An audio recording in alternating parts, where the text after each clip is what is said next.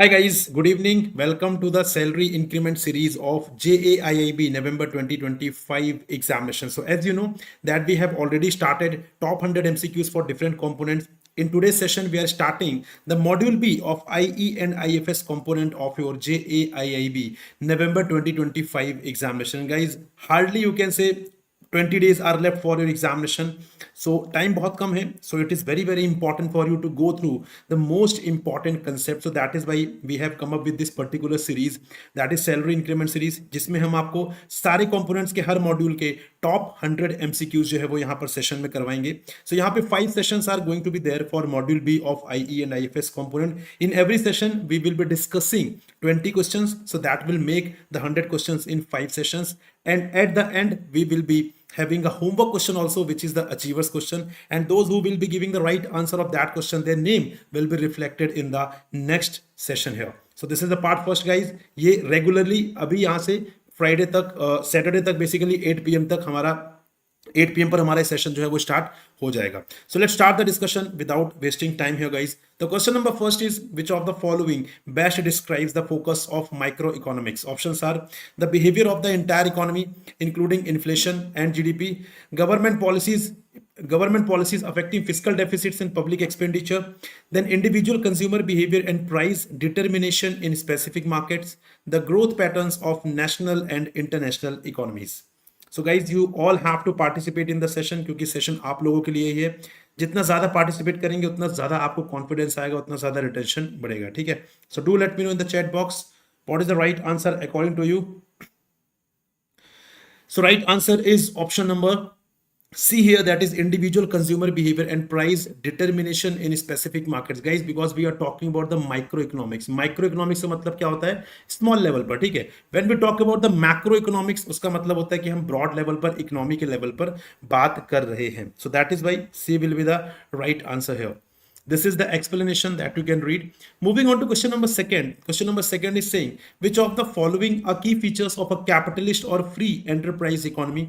Statements are freedom of enterprise, government controlled pricing, profit motive, absence of government interference.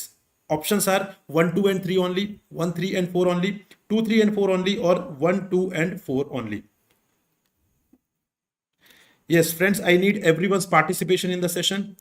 Do let me know what do you think, what is the right answer. We are talking about the capitalist or free enterprise economy.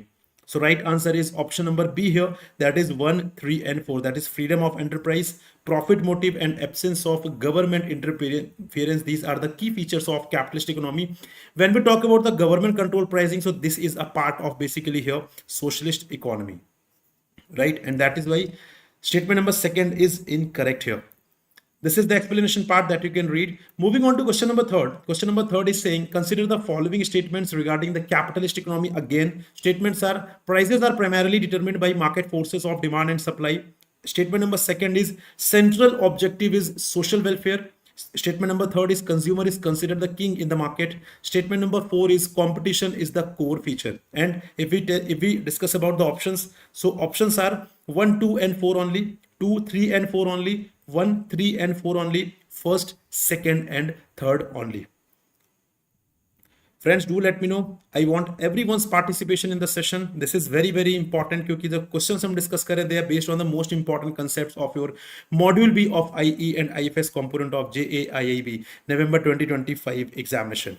So right answer is option number C here, that is first, third and fourth, right? So central objective is social welfare. This is the central objective of socialist economy and not the capitalist economy. Social welfare जो है basically that is a core feature of you can say socialist economy, and that is why this statement is incorrect और ये option हमारा option number C is correct here. This is the explanation part that you can cover.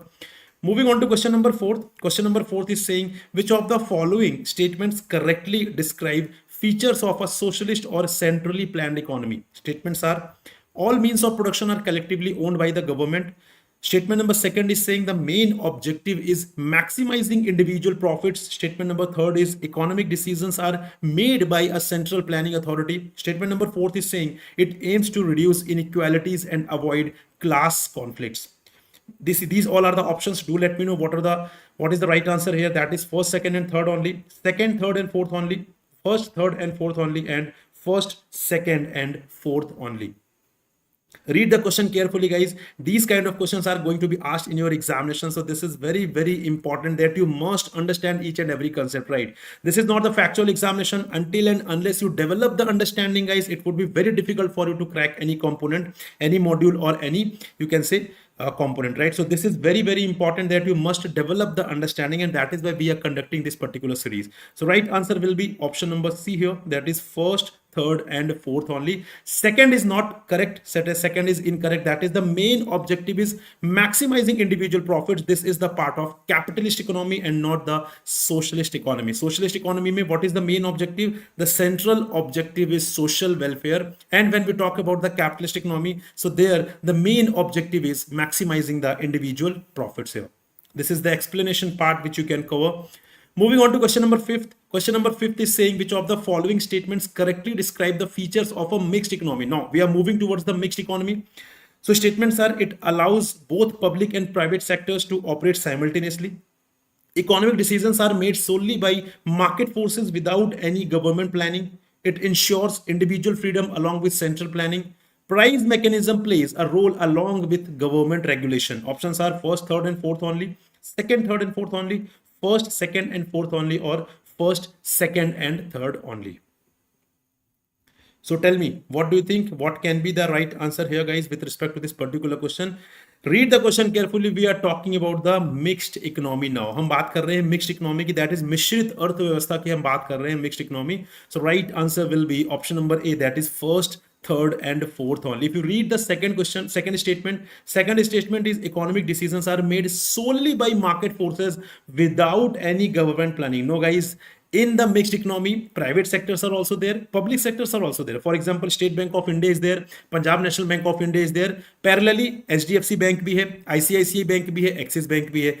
We have a Life Insurance Corporation also. We have other private insurance companies also. So this is the mixed economy where resources are controlled simultaneously by the private players as well as the government, right? So here what is happening here that market forces solely काम नहीं करते हैं, government की भी planning यहाँ पे effective होनी चाहिए. Otherwise it would be difficult because we have a very limited resources. If we are not doing very good planning, then in that case we will end up wasting our crucial resources. This is the explanation part that you can go through. Moving on to question number 6. Question number 6 is saying which of the following are essential characteristics of a perfectly competitive market. So there are different types of market you might have heard, like perfect competition, monopoly, oligopoly, monopolistic competition. So right now we are discussing in this question the perfectly competitive market. Statements are: firms are price makers. Second is there is a perfect knowledge among buyers and sellers. Third is all firms sell a homogeneous product. Statement number 4th is there are no barriers to entry or exit. Options are first, second, and third only, second, third, and fourth only, first, third, and fourth only, and second, fourth, and first only. Yes. Do let me know. Read the question carefully. We are talking about the perfectly competitive market. Okay? What is the right answer here? So right answer is option number B, that is second, third, and fourth. क्योंकि यहाँ पे firms are not the price makers, rather firms are the price takers. Prices are decided by the industries, and those prices have to be obeyed by the firms here. So firms are the price takers and not the price makers. Rest all the statements are correct, and that is why second, third, and fourth, that is option number B, is the correct one here. This is the explanation part that you have to go through. Question number 7th is identify the correct statements about perfect competition. Again, statements are there are very large number of buyers and sellers. Firms can influence the market price by advertising. There is no selling cost involved. Free entry and exit ensure normal profits in the long run. Options are first, second, and third only, second, third, and fourth only, first, third, and fourth only, or first, second, and fourth only. Friends, I want everyone's participation in the session. Do let me know in the chat box what is the right answer according to you here. Kindly give me a hint here in the chat box. Do not worry about the wrong attempt, guys. These sessions are just for your practice so that you can gain the confidence. You can practice whatever you have prepared till now, guys. Uske liye there is no negative marking. No one is going to give you a score here in this session. These sessions are just for the practice so that you don't commit the mistake in the actual examination. So right answer is option number C here, that is first, third and fourth.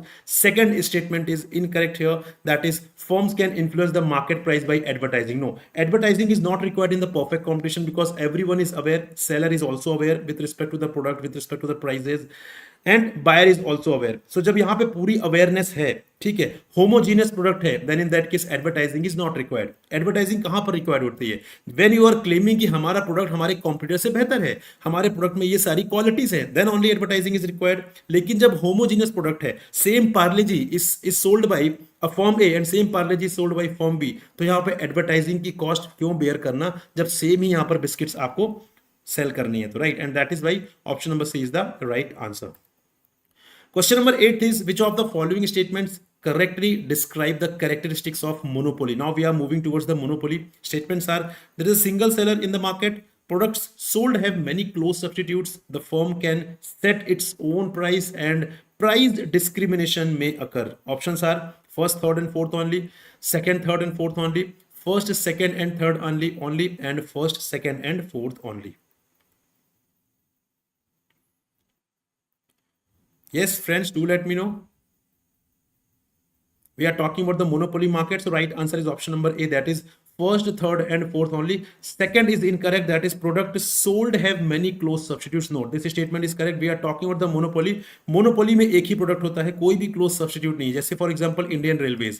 So Indian Railways का you will not find any close substitutes. आपको कोई भी close substitute नहीं मिलेगा, and that is why this is the monopoly here. यहाँ पे वो monopoly है.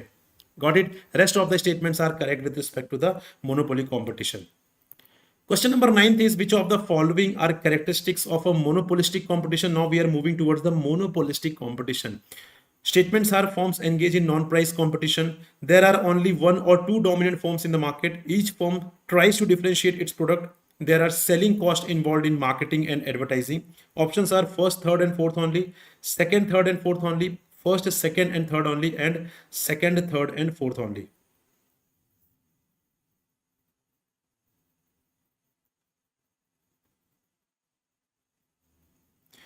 Yes, guys, do let me know what is the right answer. Right answer is option number A, that is first, third and fourth only. Second option is incorrect. You can read there are only one or two dominant firms in the market. No, this is the feature of oligopoly market. We are talking about the monopolistic competition, right? So that is why this is incorrect here.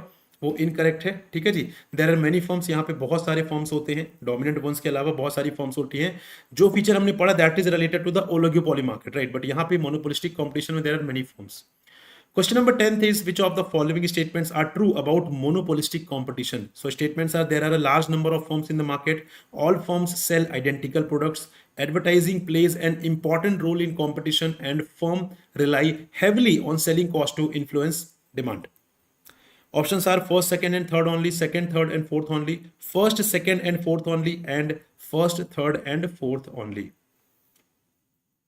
Yes, do let me know. Just give me a thumbs up here in the chat box, guys, if you are able to understand, and do attempt the question as well, because these questions are very, very important, and they are based on the most important concept of your module B of IE and IFS component. So right answer is option number D, that is first, third and fourth only. Second is incorrect. All firms sell identical products. This is incorrect with respect to the monopolistic competition. This you may find correct with respect to the perfect competition, but monopolistic competition में the biggest feature is product differentiation. Product differentiation is a most important feature here, कि यहाँ पे आपका product जो है, you are claiming that my product is better than my competitors product, right. So product differentiation is the biggest feature, you can say most important key feature of monopolistic competition. So that is why statement number second is incorrect here.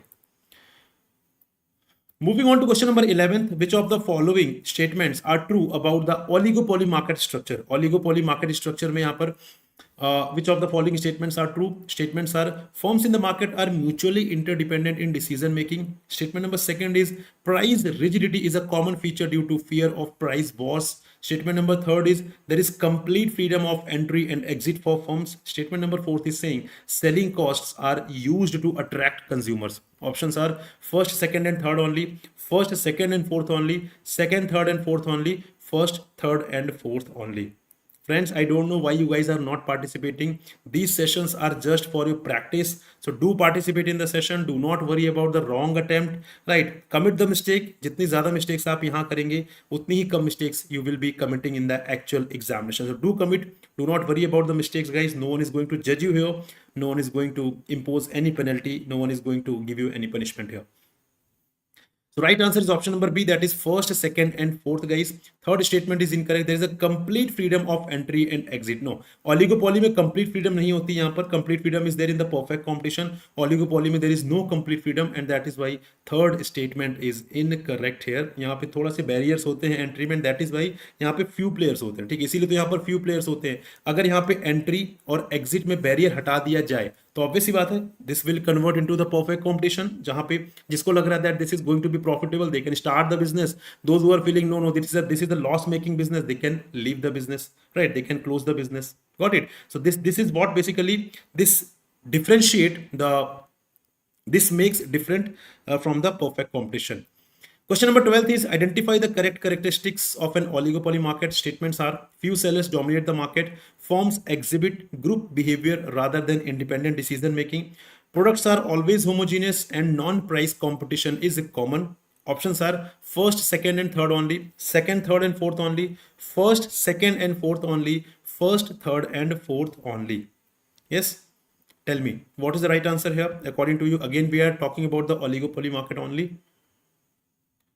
So right answer is option number C, that is first, second, and fourth only. Third is incorrect. Products are always homogeneous. No, product यहाँ पे homogeneous नहीं मिलेंगे. अगर ये homogeneous होते, then definitely this would be a perfect competition. Right? Products may be homogeneous but or differentiated. यहाँ पे differentiated भी हो सकते हैं. हमेशा the statement is कि always homogeneous, तो always homogeneous नहीं होते हैं. It may be, but mostly they are differentiated. Right? Question number 13th is which of the following factors are considered key determinants of individual demand? Now we are moving towards the demand factor. So price of the commodity, income of the consumer, taste and preferences, weather conditions unrelated to the commodity.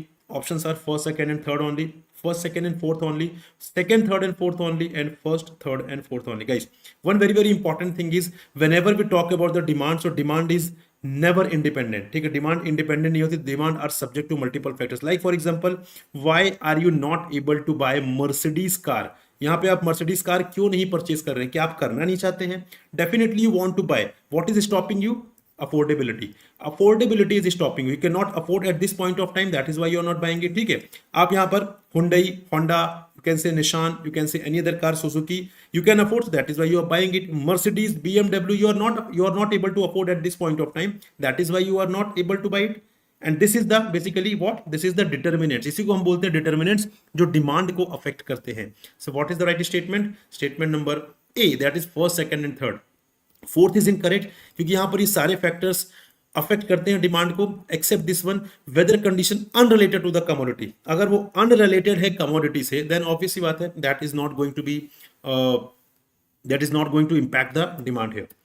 Question number 14th is which of the following statements about demand are correct? Options are statements are when income increases, demand for inferior goods increases. Demand curve usually slopes downward from left to right. An increase in price of substitute goods leads to decrease in demand for the given commodity. Expectations about future prices can influence current demand. So options are first, second, and third only, second, third, and fourth only, first, third, and fourth only, and second and fourth only. Yes, so guys, do let me know. We are talking about the demand again. Right answer is option number D, that is second and fourth. If you read the first, when income increases, demand for inferior goods increases. No, आपकी income बढ़ती है तो क्या आप poor quality की goods यहाँ पर demand करते हैं? नो, आप उनकी डिमांड नहीं करते. You move towards the luxurious goods.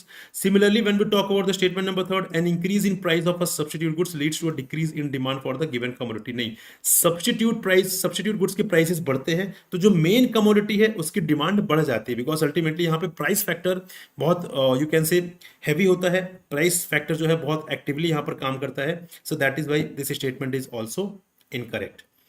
Question number 15 is saying that which of the following statements are correct in the context of law of demand? Right, you might have heard about the law of demand. If not, then don't worry, we will be discussing here. Statements are, it states that other things being equal, as price falls, demand increases. The law of demand assumes that consumers' income may change.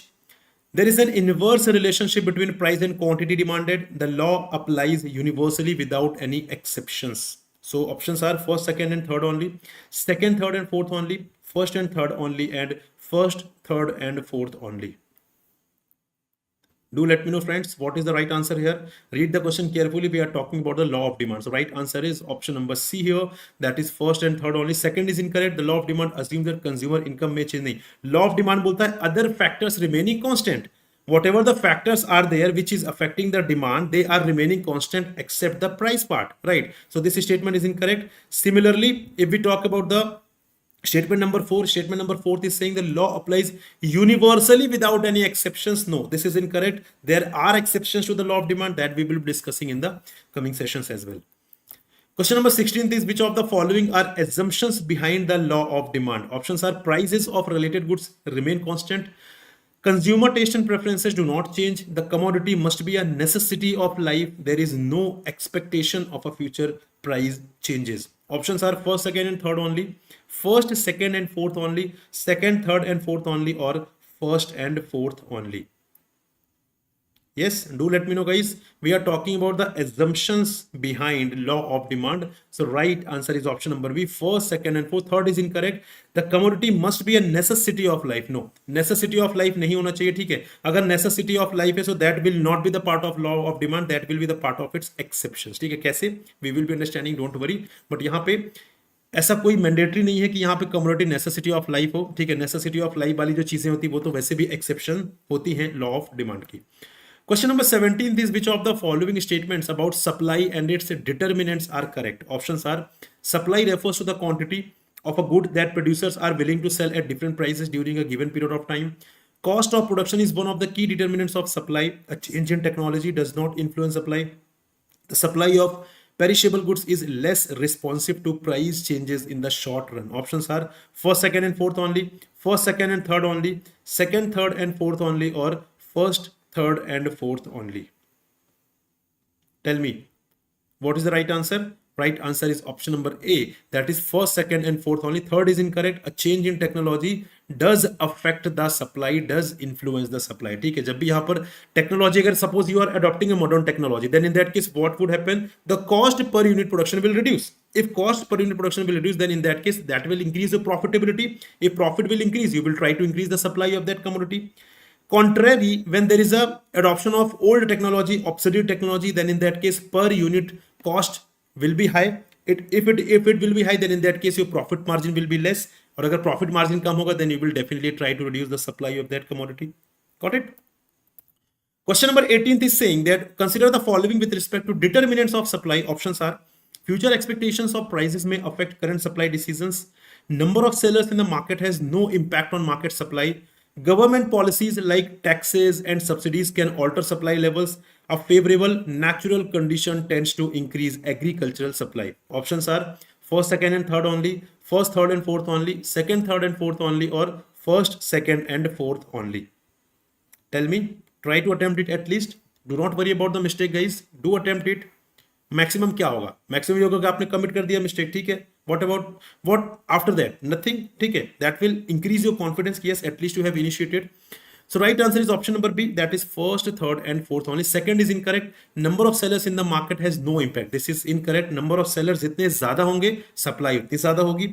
Number of sellers जितने कम होंगे, supply उतनी कम होगी. So yes, it impacts the market supply as well. That is why this is incorrect here. Question number 19 is which of the following statement correctly explain the law of supply? So earlier we have covered the law of demand, now law of supply. So statements are there is a direct relationship between price and the quantity supplied. The law of supply operates under the assumption of other things being equal. Statement number 3 is saying an increase in market price generally leads to an increase in quantity supplied. Statement number 4 is saying supply remains unchanged irrespective of changes in price. So which of the following options are correct here? First, second, and third. Second, third, and fourth, first, third, and fourth, first, second, and fourth only. Do let me know.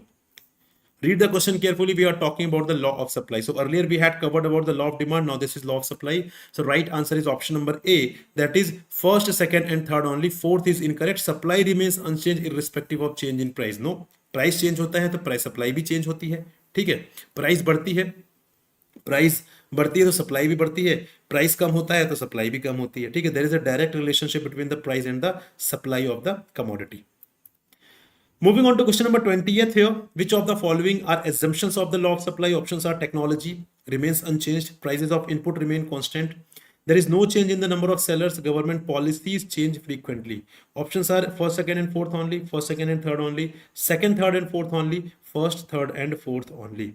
Which of the following is correct here? So right answer is option number B, that is first, second and third. Fourth is not, government policy change frequently. अगर ये यहाँ पर ये this is not the assumption of law of supply, ठीक है, law of supply का ये कोई भी assumption नहीं है. This is the explanation part. So guys, this is all with respect to the 20 questions for part first guys. इसके बाद remaining जो हमारे 80 questions हैं that will be covered in the upcoming sessions. Second session will be conducted tomorrow at 8 p.m. But here is the achievers question for you guys. So यहाँ पे आपको attempt करना है इन the comment box and those who will be giving the right answer their name will be reflected in the next session. Question is consider the following statements regarding the law of demand. Options are law of demand reflects a negative relationship between price and quantity demanded. The law is based on the assumption of ceteris paribus, that is other things being equal. The law of demand does not apply to prestige goods or status symbol. A rise in price of a good will always increase its demand. So which of the following is correct? That you have to tell me in the comment box. Those who will be giving the right answer, their name will be reflected in the next session guys. So let's start the discussion. Before starting, you know the rules that first we discuss the achievers question. जो भी इसका सही answer comment box में देता है, their name is reflected in the session itself. ठीक है. Question was consider the following statement regarding the law of demand. Statements are the law of demand reflects a negative relationship between price and quantity demanded. The law is based on the assumption of ceteris paribus, other things being equal. The law of demand does not apply to prestige goods or status symbol goods. A rise in price of a good will always increase its demand. Options are 1, 2, and 3 only. First, second, and fourth only. Second, third, and fourth only, or first and fourth only.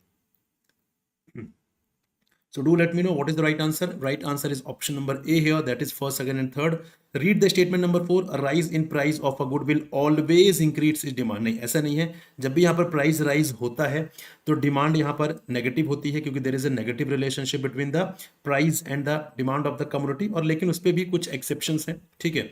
So this statement is incorrect here. But unfortunately, no one has given the right answer, so that is why no one's name is included in this list.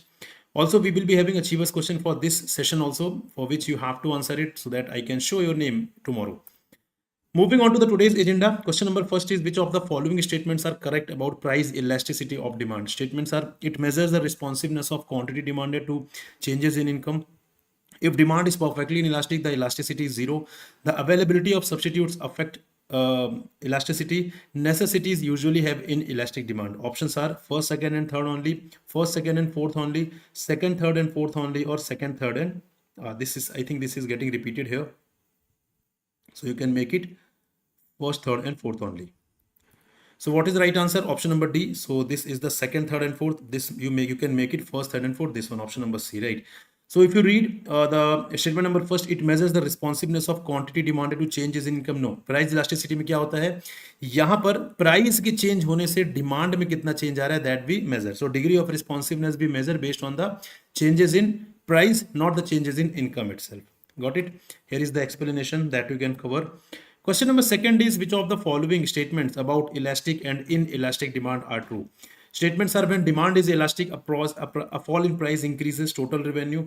When demand is inelastic, a rise in price decreases total revenue. Perfectly elastic demand curve is horizontal.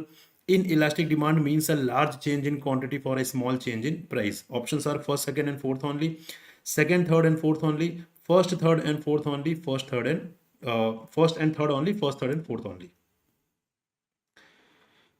So tell me friends, what is the right answer here? आपके हिसाब से सही answer क्या है? So right answer is option number C, that is first and third only. Second is incorrect. When demand is inelastic, a rise in price decreases total revenue. This is incorrect. And secondly, fourth is incorrect. Inelastic demand means large change in quantity for a small change in price. No, यहाँ पर price में कितना भी change हो, demand में कोई भी change नहीं होती. This is the inelastic demand. That is why second and fourth are incorrect, and option number C is the right answer. Question number third is which of the following factors influence the price elasticity of demand? Statements are availability of substitutes, nature of the commodity, time period under consideration, production technology. Options are first, second, and third only, second, third, and fourth only, first third and fourth only और first second and fourth only? Yes, I'm waiting for a reply, guys. Do let me know in the chat box. So these sessions are conducted for your practice. So जितना ज़्यादा practice आप करेंगे उतना ज़्यादा आपके लिए beneficial होगा, क्योंकि you have to commit all the mistakes here only in these sessions. Actual exam में you are not suppose to commit the mistake because that will cost you एक और अटेम्प्ट. ठीक है. So right answer is option number A, that is first second and third only. यहाँ पे price elasticity of demand में basically production technology का कुछ लेना देना नहीं होता है.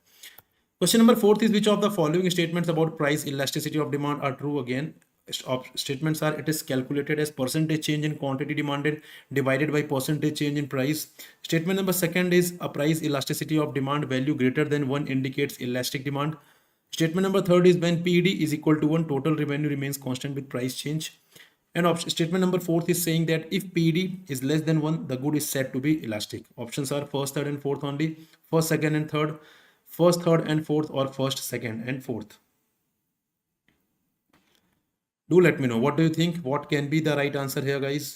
आपके हिसाब से सही आंसर क्या हो सकता है? So right answer is option number B here, that is first, second and third only. Fourth statement is incorrect.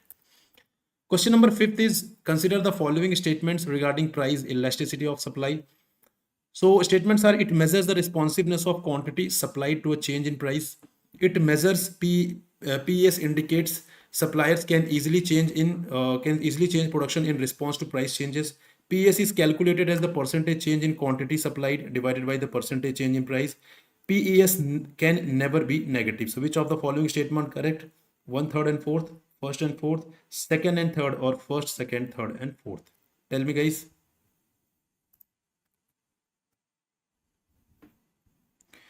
What is the right answer? आपके अकॉर्डिंग क्या है right answer? So right answer is option number D here. D is the right answer, that is all the statements are correct here. ठीक है. चलिए, moving on to the question number 6. Next question is basically यहाँ पे regarding the determinants of price elasticity of supply. Consider the following statements are, availability of spare production capacity increases elasticity of supply. Longer time periods generally make supply more elastic. Perishability of goods increases price elasticity of supply. Ease of storing goods affects supply elasticity. Which of the following statements are correct? Once first, second and third only, second, third and fourth only, first, second and fourth only, or first and third only?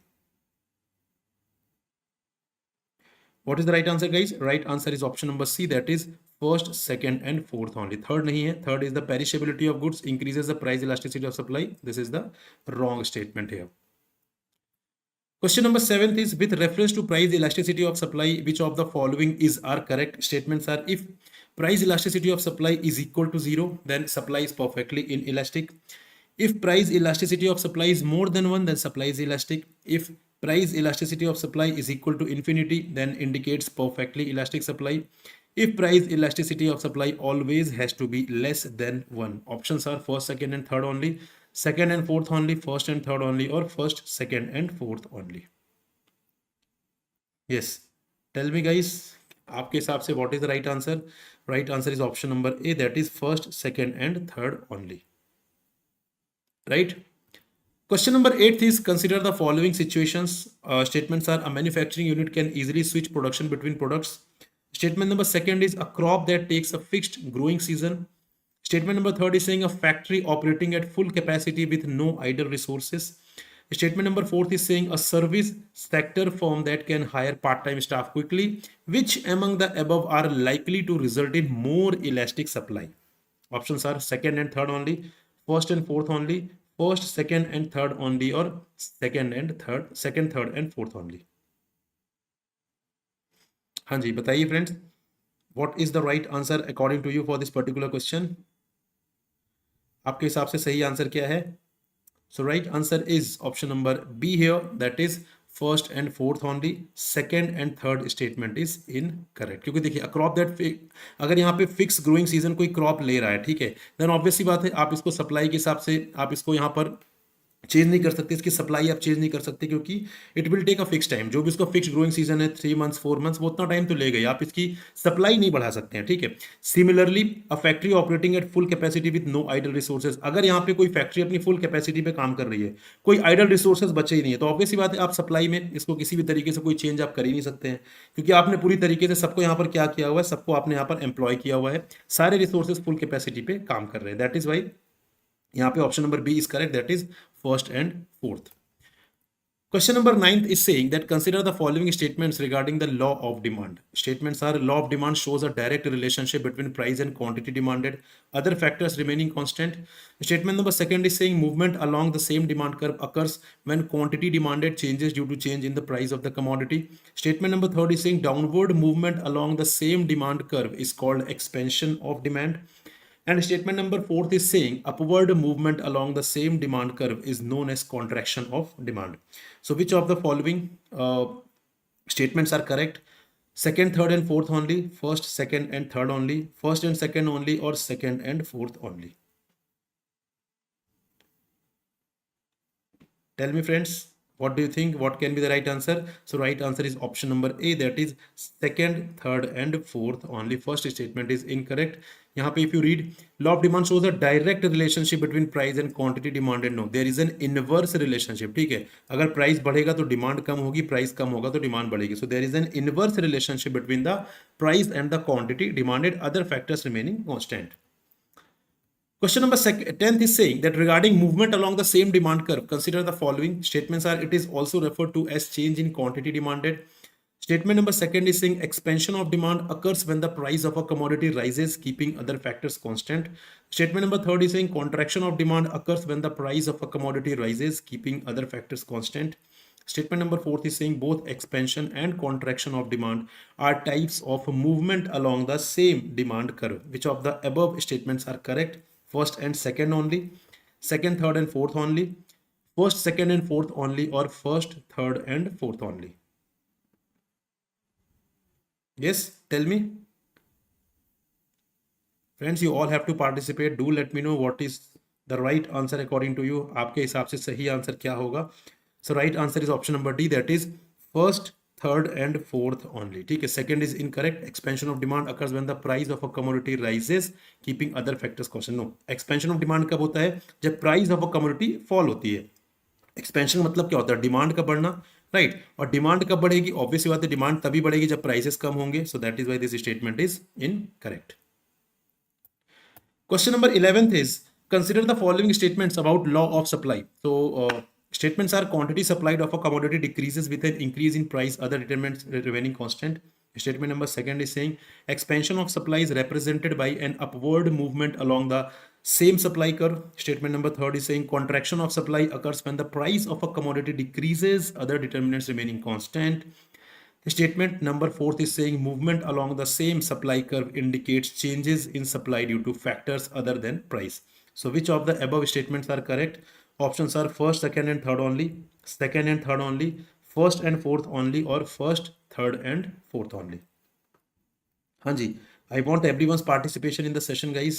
आप ही के लिए session है. Do let me know. So right answer is option number B here. That is second and third. First and fourth statement is incorrect here.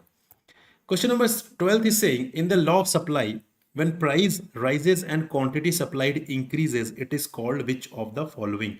Decrease in supply, contraction of supply, expansion of supply, or shift in supply? So tell me, read the question carefully. It is saying that in the law of supply, when price rises, quantity supplied increases. इसको हम क्या बोलते हैं? So this is called as expansion of supply. इसको हम बोलते हैं expansion of supply. ठीक है, यहाँ पे देखिए this is the supply curve. ठीक है, सप्लाई कर्व है यहाँ पर. जब यहाँ पर प्राइसेस, यहाँ पर suppose this is the price, this is the quantity supplied. जब यहाँ पर प्राइस बढ़ेगा, ठीक है, P1, so it will move to Q1. So this is the basically expansion. ठीक है, इसको हम बोलते हैं expansion, which is nothing but the movement along the same supply curve. इसको हम बोलते हैं movement along the same supply curve. ठीक है, this is the explanation that you have to cover. Question number 13th is saying consider the following statements regarding shifts in demand curve. Statements are: a rightward shift in the demand curve indicates an increase in demand at the same price. A leftward shift in the demand curve indicates a decrease in demand at the same price. Changes in consumer income, taste, and preferences can cause shift in the demand curve. A shift in the demand curve also occurs when there is a change in the price of the same commodity. Options are first, second, and third only, first, third, and fourth only, second, third, and fourth only, or first and fourth only. Read the question carefully. Now, this time we are not talking about the movement along the demand curve. Rather, we are discussing about the shifts in demand curve, right? We are talking about the shifts in demand curve. There's a difference between the movement along the same demand curve and shifts in demand curve. So if you do not know, guys, then I will let you know, don't worry. But meanwhile, you can make a guess if you do not know the concept. If you know, then do let me know what is the right answer according to you. Yes. So right answer is option number A here, that is first, second, and third only. A shift in demand curve also occurs when there is a change in the price of the same commodity. No, basically shifts कब होता है? Shift तब होता है जब यहाँ पर price को छोड़कर बेसिकली और जो अदर फैक्टर्स है उनमें चेंज होता है. Price is constant here in this case of shift. तो इसलिए यहाँ पर price is constant due to the change in other factors. यहाँ पे क्या होता है? डिमांड में चेंज होता है. ठीक है. फॉर एग्जांपल अगर मान लेते हैं यहाँ पर दिस इज द प्राइस. ठीक है. ये प्राइस जो है प्राइस इज सेम हेयर. अब यहाँ पर आप पहले ये डिमांड कर रहे थे, now you start demanding this one. Why? Because ultimately आपकी इनकम यहाँ पर बढ़ गई है. तो प्राइस इज सेम, आपकी इनकम बढ़ रही है तो आपने डिमांड ज्यादा कर दी है. ठीक है. तो यहाँ पे in the case of shift in demand curve price जो है, प्राइस में क्या होता है? Price is constant here. जो अदर फैक्टर्स होते हैं वो अदर फैक्टर्स यहाँ पे वेरिएबल होते हैं. ठीक है. Question number 14 is identify the correct statements about factors causing shifts in demand curve. Statements are an increase in the price of a substitute good can shift the demand curve for a commodity to the right. A fall in the price of a complementary good can lead to rightward shift in the demand curve. A change in the number of buyers in the market can cause a shift in the demand curve. So options are first and second only, second and third only, first and third only, or first, second, and third. Yes, let me know. What is the right answer, guys, according to you? Now we are talking about the factors causing shifts in demand curve. So what is the right answer? Right answer is option number D. All the statements are correct here. ठीक है. Increase in the price of a substitute goods. ठीक है. Price of substitute goods बढ़ेगा तो यहाँ पर जो demand curve है वो क्या होगा? राइटवर्ड शिफ्ट होगा. Like this one you can सी. ठीक है.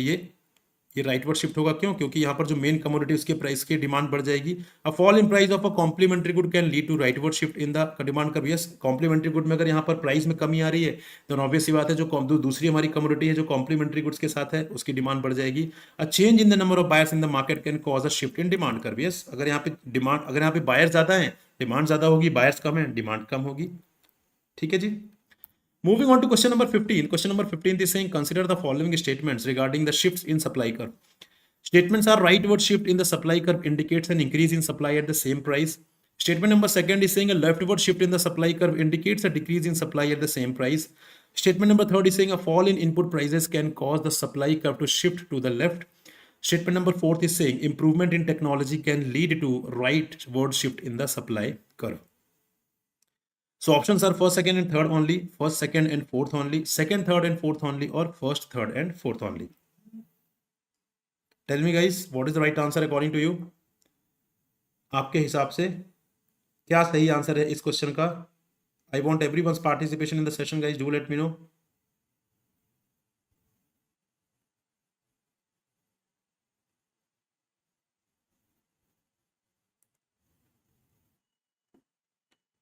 Yes, guys, what is the right answer here? So right answer is option number B here, that is first, second, and fourth only. Third is incorrect. A fall in input price can cause the supply curve to shift in the left. No, अगर input price कम हो रहा है then obviously profit margin जो है वो बढ़ेगा. Profit margin बढ़ेगा तो supplier will try to increase the supply, so that will lead to the rightward shift and not the leftward shift. Question number 16 is saying that identify the correct statements about factors causing shifts in supply curve. Statements are increase in the number of sellers in the market can cause the rightward shift in the supply curve. Statement number second is saying government subsidies to producers can shift the supply curve to the right. Statement number third is saying an increase in the price of the commodity itself will cause a shift in the supply curve. Statement number fourth is saying changes in expectations about future prices can lead to shifts in the supply curve. So options are first, second, and third only, first, third, and fourth only, second, third, and fourth only, and first, second, and fourth only. हाँ जी, बताइए guys, what is the right answer according to you? So right answer is option number D here, that is first, second, and fourth only. Third statement is incorrect. An increase in the price of the commodity itself will cause a shift in the supply curve. No, यहां पर price जो होता है, price is constant है, other factors काम करते हैं तभी यहां पर शिफ्ट होता है डिमांड या सप्लाई कर्व में, ठीक है। प्राइस इज कांस्टेंट है due to the movement of other factors, basically supply curve में या डिमांड कर्व में शिफ्टिंग होती है। Question number 17 is saying that consider the following statements regarding the measures of money supply in India. Statements are: M1 includes currency with public, demand deposits with banks, and other deposits with the RBI. Second is saying M2 is M1 plus savings deposit or post office saving banks. Third is M3 is M1 plus all deposits with the post office saving banks. Fourth is M4 includes M3 plus all deposit with post office saving banks excluding national saving certificates. So options are first, second, and fourth only, first, third, and fourth only, second, third, and fourth only, first, second, and third only. Yes, read the carefully. We are talking about the measures of money supply in India. ठीक है, M1, M2, M3, and M4. You might have heard about it. What is the right answer, guys? Right answer is option number A. That is first, second, and fourth only. ठीक है, third statement is incorrect. Question number 18th is saying consider the following statement about demand pull inflation. Statements are: it occurs when aggregate demand in an economy increases faster than aggregate supply. Second is saying an increase in money supply in the hands of the public can be a major cause of demand pull inflation. Statement number third is demand pull inflation always results from a sudden fall in the production capacity. Statement number fourth is saying if aggregate supply keeps pace with rising demand, demand pull inflation may not occur. Options are first, third, and fourth only, first, second, and fourth only, second, third, and fourth only, or first, second, and third only. Yes, tell me what is the right answer, guys, according to you. क्या है यहाँ पर सही answer? So right answer is option number B here, that is first, second, and fourth only. Third statement is incorrect. Demand pull inflation always results from a sudden fall in production capacity. No, demand pull inflation कब होता है? Demand pull inflation होता है जब demand ज्यादा बढ़ जाती है, जिसकी वजह से यहाँ पर लोग ज्यादा डिमांड करेंगे तो प्राइसेस विल बी अप, तो that is the demand pull inflation. ठीक है, यहाँ पर sudden fall in production capacity demand pull inflation से रिलेटेड नहीं है। Question number 19 is regarding cost push inflation. Which of the following statements are correct? Statements are: it arises mainly from a substantial increase in the cost of key production inputs.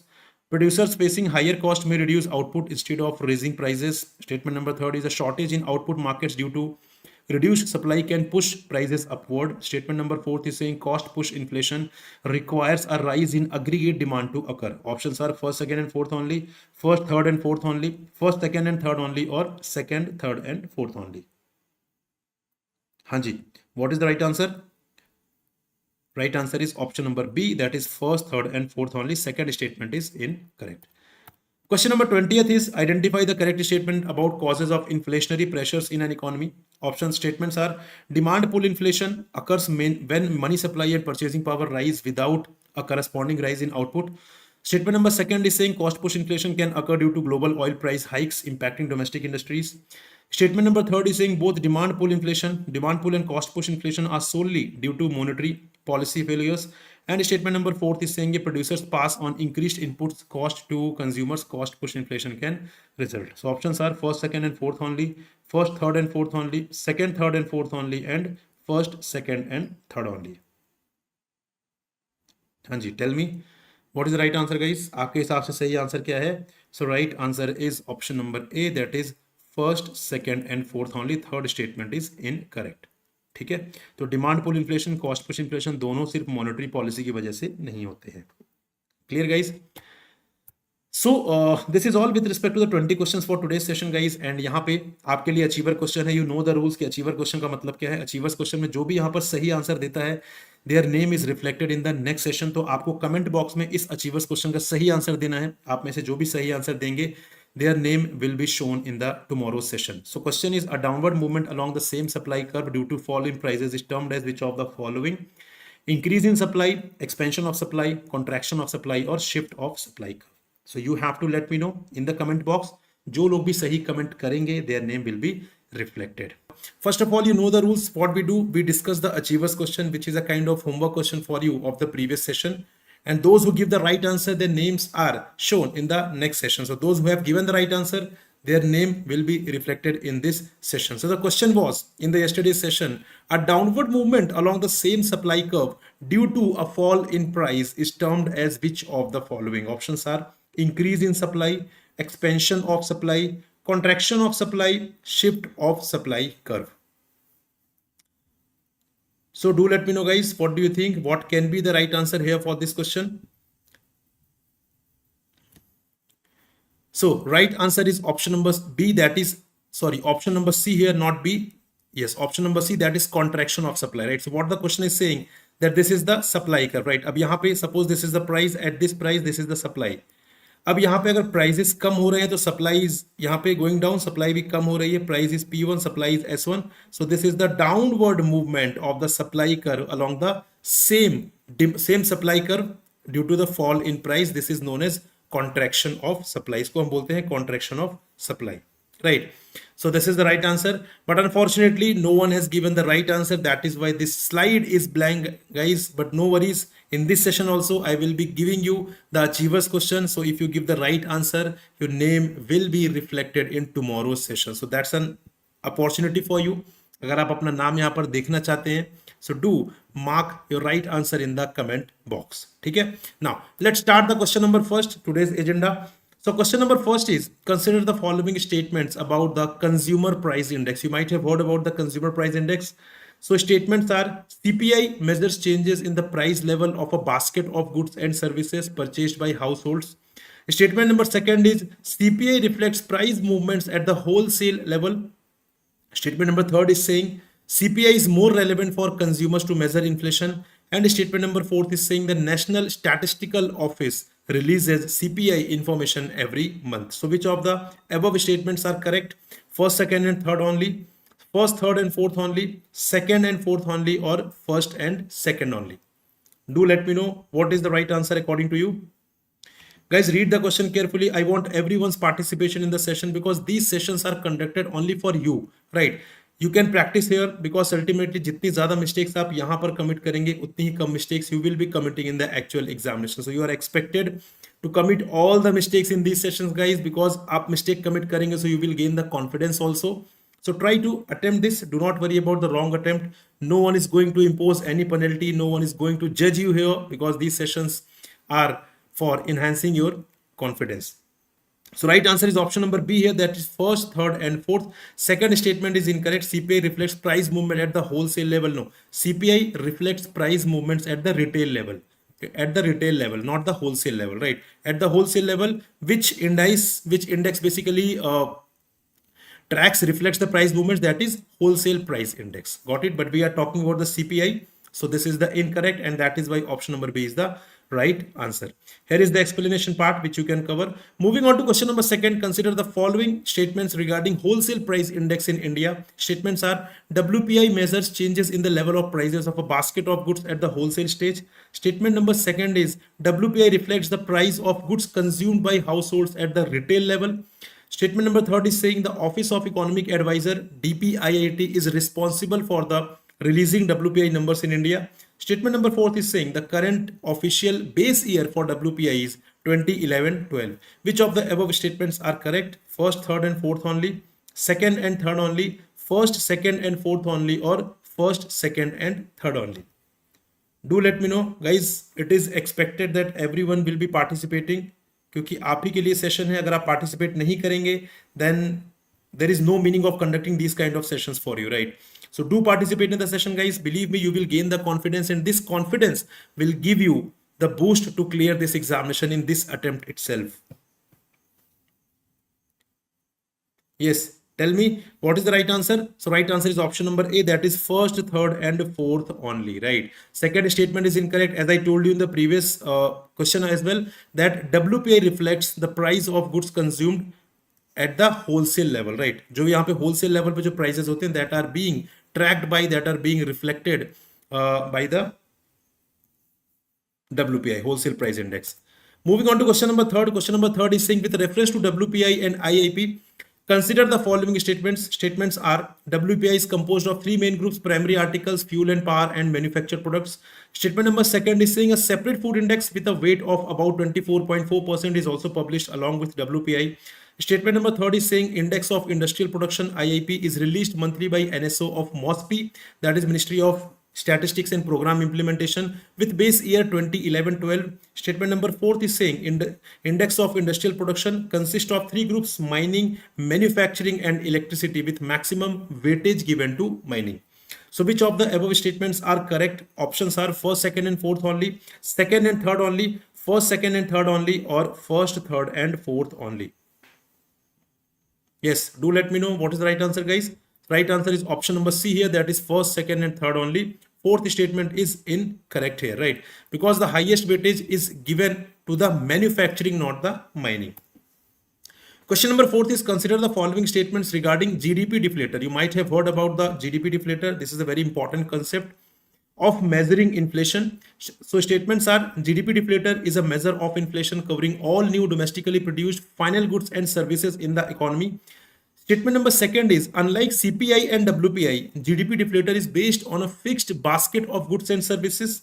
Statement number third is saying GDP deflator is available only on a quarterly basis along with GDP estimates. Statement number fourth is saying the formula of GDP deflator is nominal GDP divided by real GDP multiplied by 100. So which of the above statements are correct? First, third, and fourth only, second and third only, first and second only, or second, third, and fourth only? Do let me know. So right answer is option number A here. That is first, third, and fourth only. Second statement is incorrect here. GDP deflator is based on a fixed basket of goods and services. This statement is incorrect, and hence option number A will be the right answer here. Question number fifth is what is the primary difference between gross domestic product and gross national product, GDP and GNP? So options are GDP includes income earned by foreigners within the country while GNP excludes it. GDP measures the total output produced within a country's border while GNP measures the total output produced by a country's residents regardless of location. GDP is used for domestic economic planning while GNP is used for international economic comparisons. And the last option is GDP is calculated annually while GNP is calculated quarterly. Right answer is option number B. That is GDP measures the total output produced within a country's border while GNP measures the total output produced by a country's residents regardless of location. Question number 6 is what does nominal GDP represent? Options are GDP adjusted for inflation using the consumer price index, GDP adjusted for seasonal variations in economic activity, GDP adjusted for international trade balances, and GDP measured in current prices without adjusting for inflation. What is the right answer, guys? Right answer is option number D. That is GDP measured in current prices without adjusting for inflation. So in the case of nominal GDP, what we do basically we take the current year output and that we multiply with current year prices. So this gives the nominal GDP, but this does not adjust inflation, which means this includes inflation as well. So this is the nominal GDP, and that is why in order to treat this, we have to calculate the real GDP, because ultimately when we will be multiplying the current year output with current year prices, so we will not be able to understand whether our GDP is increasing based on the inflation or there is an actual increase in the production, right? So that idea we do not get by the nominal GDP, and that is why we need to measure the real GDP here. Question number 7 is saying what is disinflation? You might have heard about this term disinflation. There are multiple terminologies related to inflation like disinflation, deflation, stagflation, inflation, skewflation. They are very, very important for the examination, guys. They are very confusing as well. So it is expected that you must have a proper understanding with respect to these concepts. So what is disinflation? Options are a decrease in the general price level of goods and services, an increase in the general price level of goods and services at a faster rate, a decrease in the rate of inflation, or an increase in the general price level of goods and services at a slower rate. Yes, guys, do let me know. Do not get confused by the term deflation. We are talking about the disinflation. So right answer is option number C here. That is a decrease in the rate of inflation. For example, I'm just taking an example in a very simple language. Suppose if any product is costing rupees 10, right? But यहाँ पे the price is 15.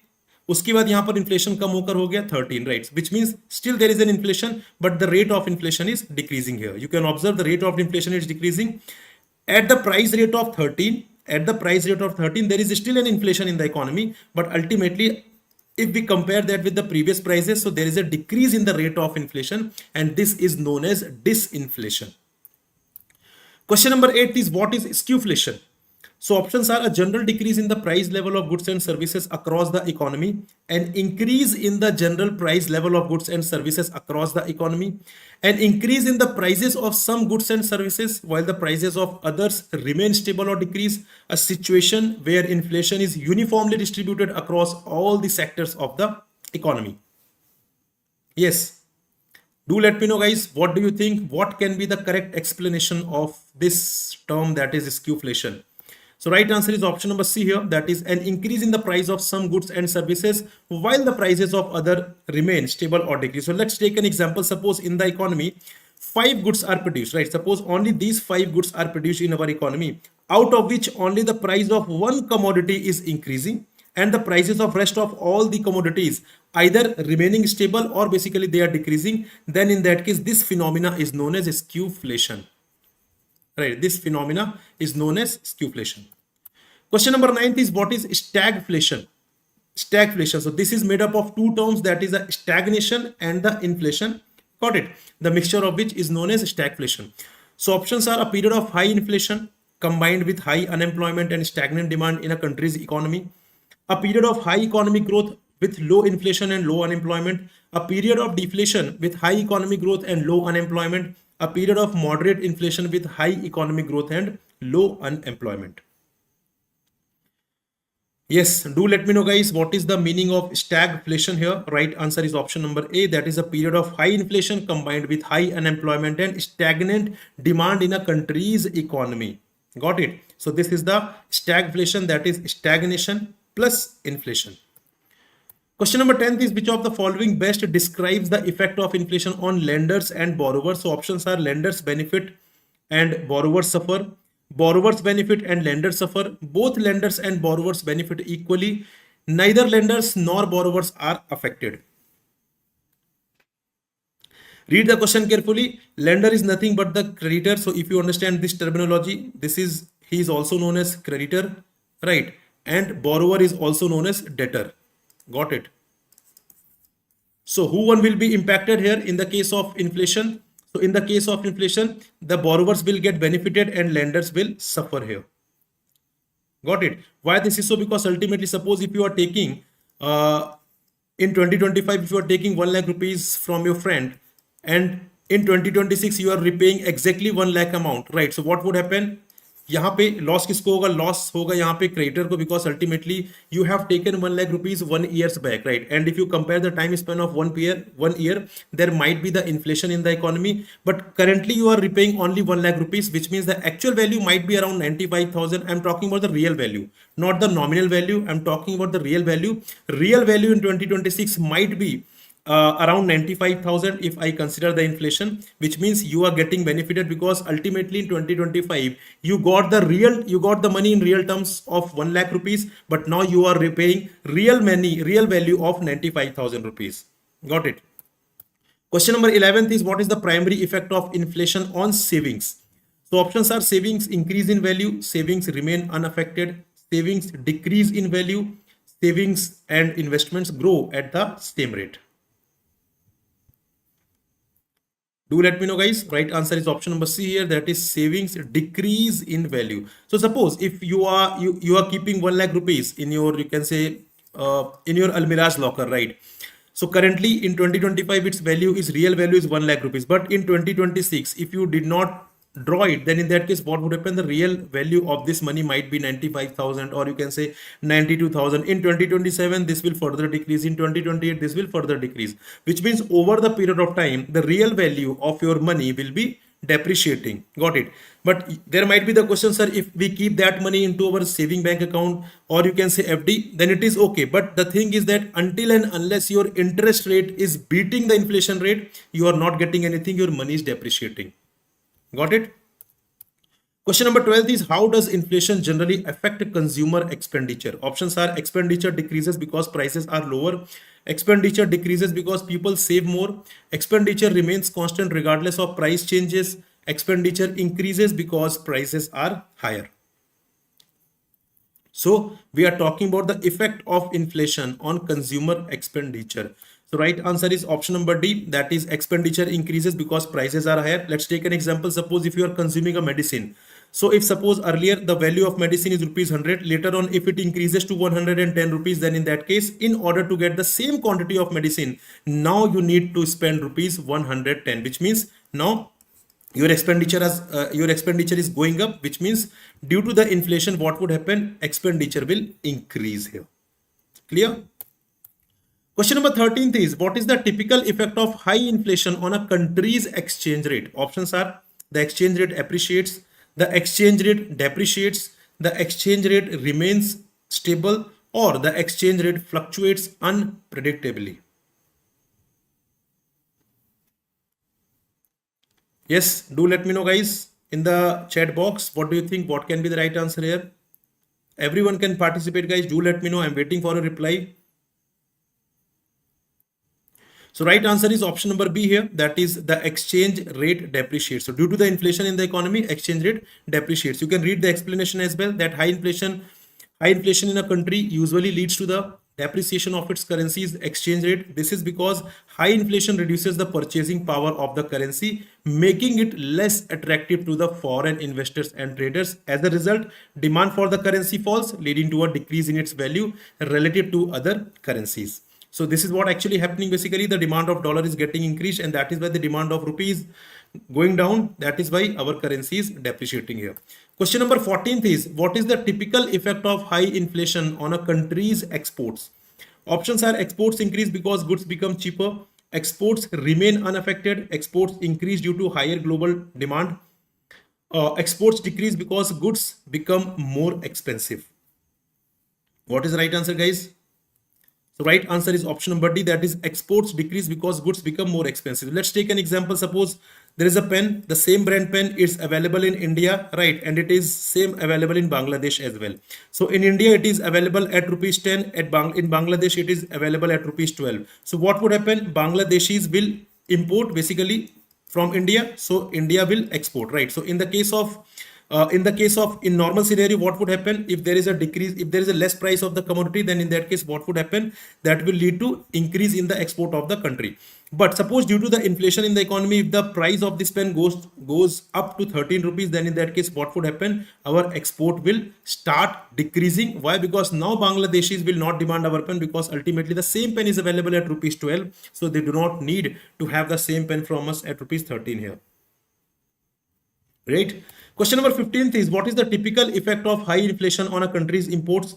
Options are, import increases because foreign goods become cheaper, imports decreases because foreign goods become more expensive, imports remain unaffected, imports decrease because of higher tariffs, none of the above.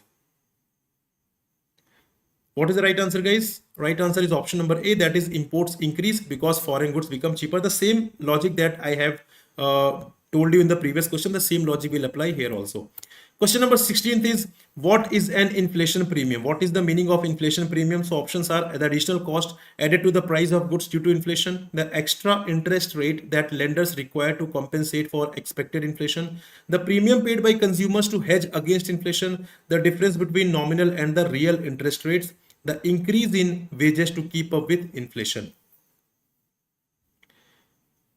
What is the right answer, guys? So right answer is option number B. This is the extra interest rate that lenders require to compensate for expected inflation. So now we are expecting the inflation, and based on that expectation, the lender is charging some additional interest rate, and that additional interest rate is known as inflation premium. Question number 17th is, which of the following organizations releases the wholesale price index in India? Options are RBI, Ministry of Finance, Central Statistical Office, Ministry of Commerce and Industry, or SEBI, Securities and Exchange Board of India.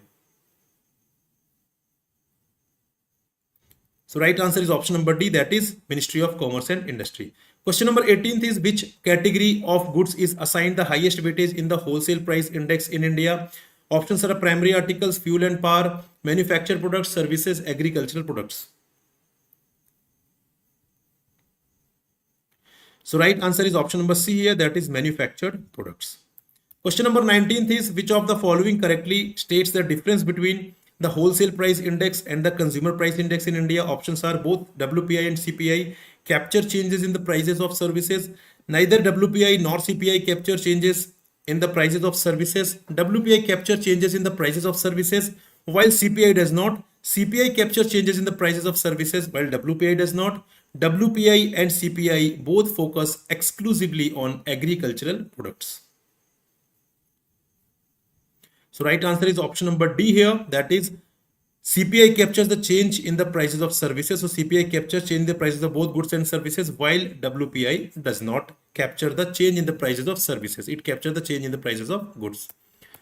20th question is, which of the following organization is responsible for releasing the consumer price index in India? RBI, Ministry of Finance, NSO, Ministry of Commerce and Industry, Securities and Exchange Board of India.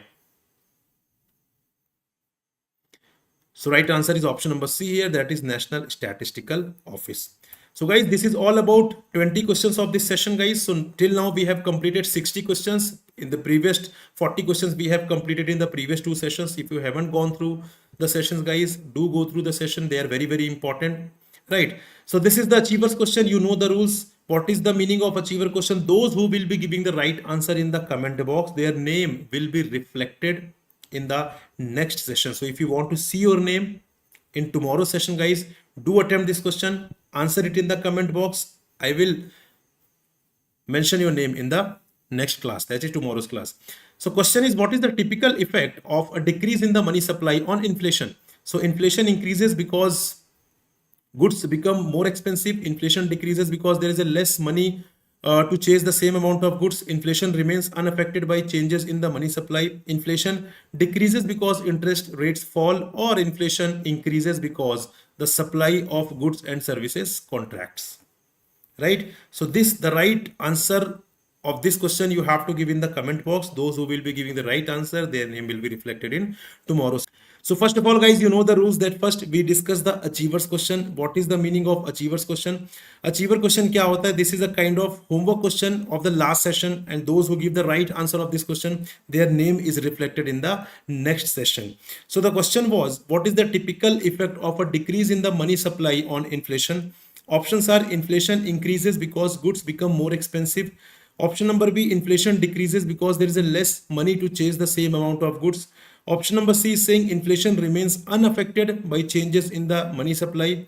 Option number D is inflation decreases because interest rates fall. So do let me know. If you haven't given the answer, guys, आप अभी भी यहाँ पर participate कर सकते हैं. So what is the right answer according to you? Right answer is option number B here, that is inflation decreases because there is a less money supply, less money to chase the same amount of goods. तो अगर यहाँ पे पैसे कम होंगे, ठीक है, obviously बात है, जब यहाँ पर पैसे कम होंगे, मनी सप्लाई कम होगी, then in that case what would happen? Inflation will come down here. So this is the right answer. Moving on to the today's agenda, guys. आज के एजेंडा पर डिस्कस करते हैं, बट उससे पहले this is the disappointing factor that no one has given the right answer here, and that is why no one's name is included in this particular list. यहाँ पर किसी का भी नेम इंक्लूडेड नहीं है क्योंकि किसी ने भी इसका सही आंसर नहीं दिया है. सो आई विश कि आप इस सेशन में जो अचीवर क्वेश्चन है उसका सही आंसर करेंगे, और कल अपना जो नेम है वो आप इस स्लाइड में देख सकते हैं कल वाले सेशन में. Moving on to the today's agenda, question number first is, which of the following best describes gross domestic product at factor cost, GDP FC? So options are GDP market price plus indirect taxes minus subsidies, GDP market price minus indirect taxes plus subsidies, GDP market price plus indirect taxes plus subsidies, GDP MP minus indirect taxes minus subsidies. So tell me, what is the right answer, guys, according to you here? So right answer is option number B, that is GDP market price minus indirect taxes plus subsidies. Got it? This is the explanation part. Moving on to question number second, which of the following best describes net national product at factor cost, that is NNPFC? Options are GDP MP plus depreciation minus NFIA minus indirect taxes plus subsidies, GDP MP minus depreciation minus net factor income from abroad minus indirect taxes plus subsidies, GDP MP plus depreciation plus NFIA minus indirect taxes plus subsidies, GDP MP plus depreciation plus NFIA plus indirect taxes plus subsidies.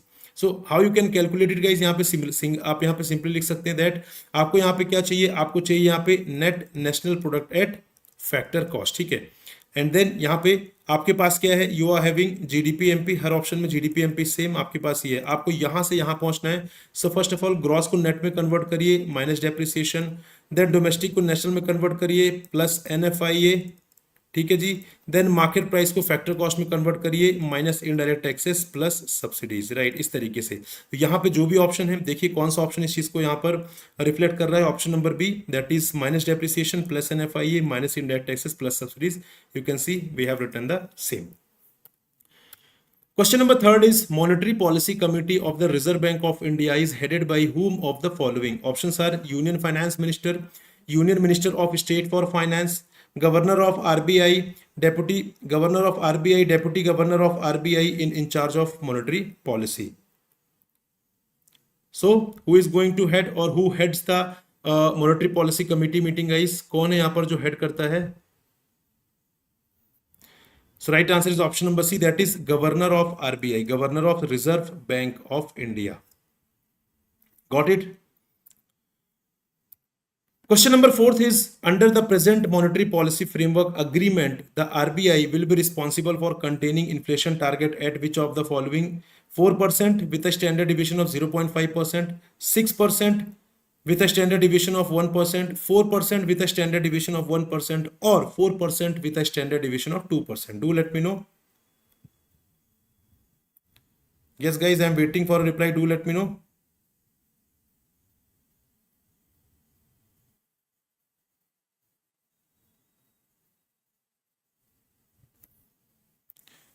So right answer is option number D here, that is 4% with a standard deviation of 2%. So inflation target क्या है? Inflation target is 4%, बस यहाँ पे plus minus 2% की भी यहाँ पे range दी हुई है, which means that will be between 2 to 6%, right? Question number fifth is, which among the following defines marginal standing facility rate? Options are the rate at which banks place their surplus funds with the Reserve Bank of India, the rate at which banks can borrow against their excess SLR securities to meet additional liquidity requirements, the rate at which the RBI is prepared to buy or rediscount bill of exchange or other commercial paper eligible for purchase, the rate at which banks borrow funds from the Reserve Bank against eligible collaterals.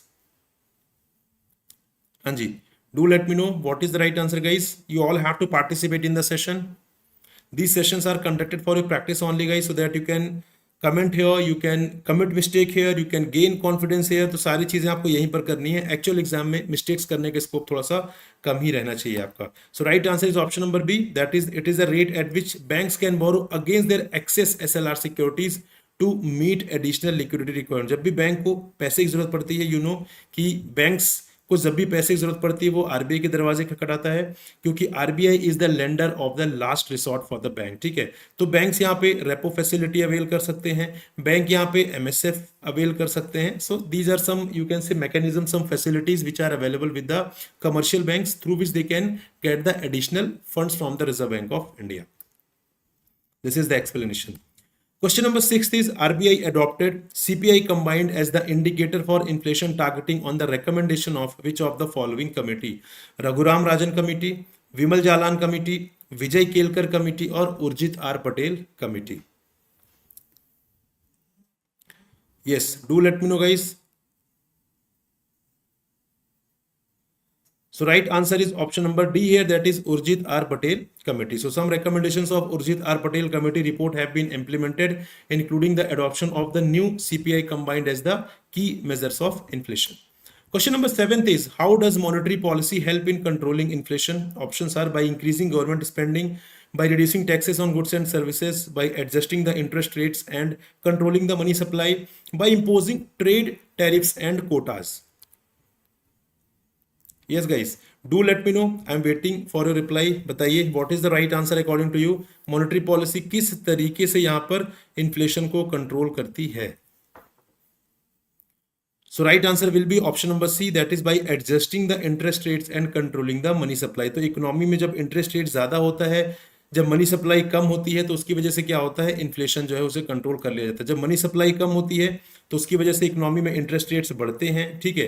Money supply कम होगी तो interest rates बढ़ेंगे, interest rates बढ़ेंगे तो लोग demand कम करेंगे, और demand कम करेंगे तो प्राइसेस कम होना चालू हो जाएंगे, ठीक है। तो मनी सप्लाई को मैनेज करती है RBI, जिसकी वजह से सारे जो इसके फर्दर जो कॉन्सिक्वेंसेज है वो ऑटोमेटिकली यहाँ पर एक्टिवेट हो जाते हैं। Question number 8 is how does the CRR help in controlling inflation? Cash reserve ratio किस तरीके से इन्फ्लेशन को कंट्रोल करता है?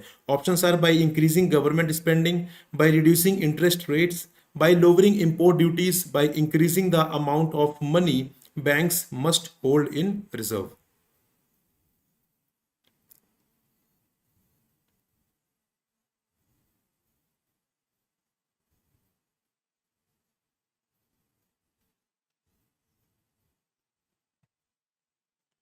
Tell me is the right answer here according to you. आपके हिसाब से सही आंसर क्या है यहाँ पर?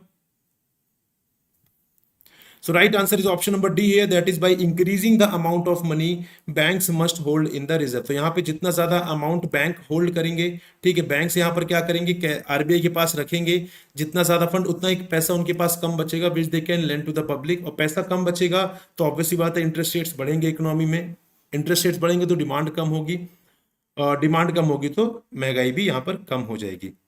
Question number 9 is how can the CRR help in boosting growth? Growth को किस तरीके से इंश्योर करता है CRR? So options are by increasing import tariffs, by reducing government subsidies, by lowering the CRR, allowing banks to lend more, or by implementing stricter tax policies.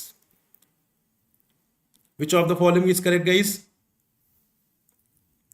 So right answer is option number C, that is by lowering the CRR allowing banks to lend more. तो यहाँ पे जब CRR कम होता है इसका मतलब क्या है? इसका मतलब ये है कि बैंक्स को अब यहाँ पर आरबीआई के पास कम पैसे रखने की जरूरत है. अगर कम पैसे रखने की जरूरत है मतलब बैंक्स के पास ज्यादा पैसे हैं, ज्यादा पैसे होंगे तो इंटरेस्ट रेट्स कम करना पड़ेगा, इंटरेस्ट रेट्स कम होंगे इकोनॉमी में तो डिमांड बढ़ेगी, डिमांड बढ़ेगी तो प्रोडक्शन बढ़ेगा, और प्रोडक्शन के बढ़ने का मतलब क्या है कि हमारी जीडीपी बढ़ रही है, विच is nothing but the economic growth itself.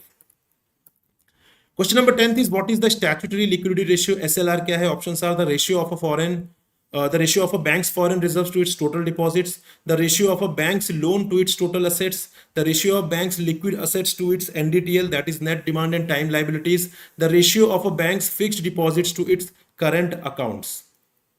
Yes, this is also a quantitative tools through which RBI achieves the ultimate objectives of the monetary policy, that is controlling inflation, managing inflation in the economy, and secondly is the focusing on the economic growth.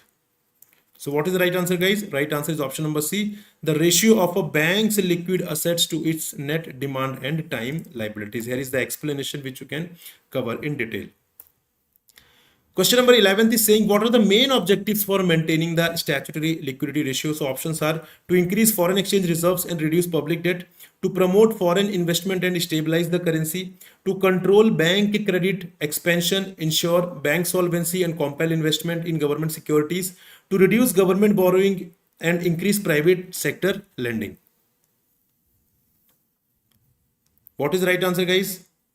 So right answer is option number C, that is to control bank credit expansion, ensure bank solvency and compel investment in government securities. ठीक है.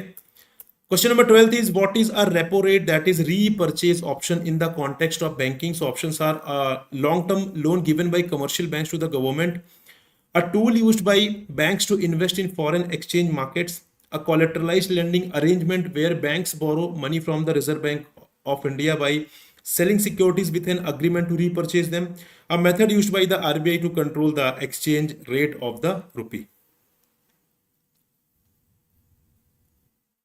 You might have heard the repo, guys. This is very common term.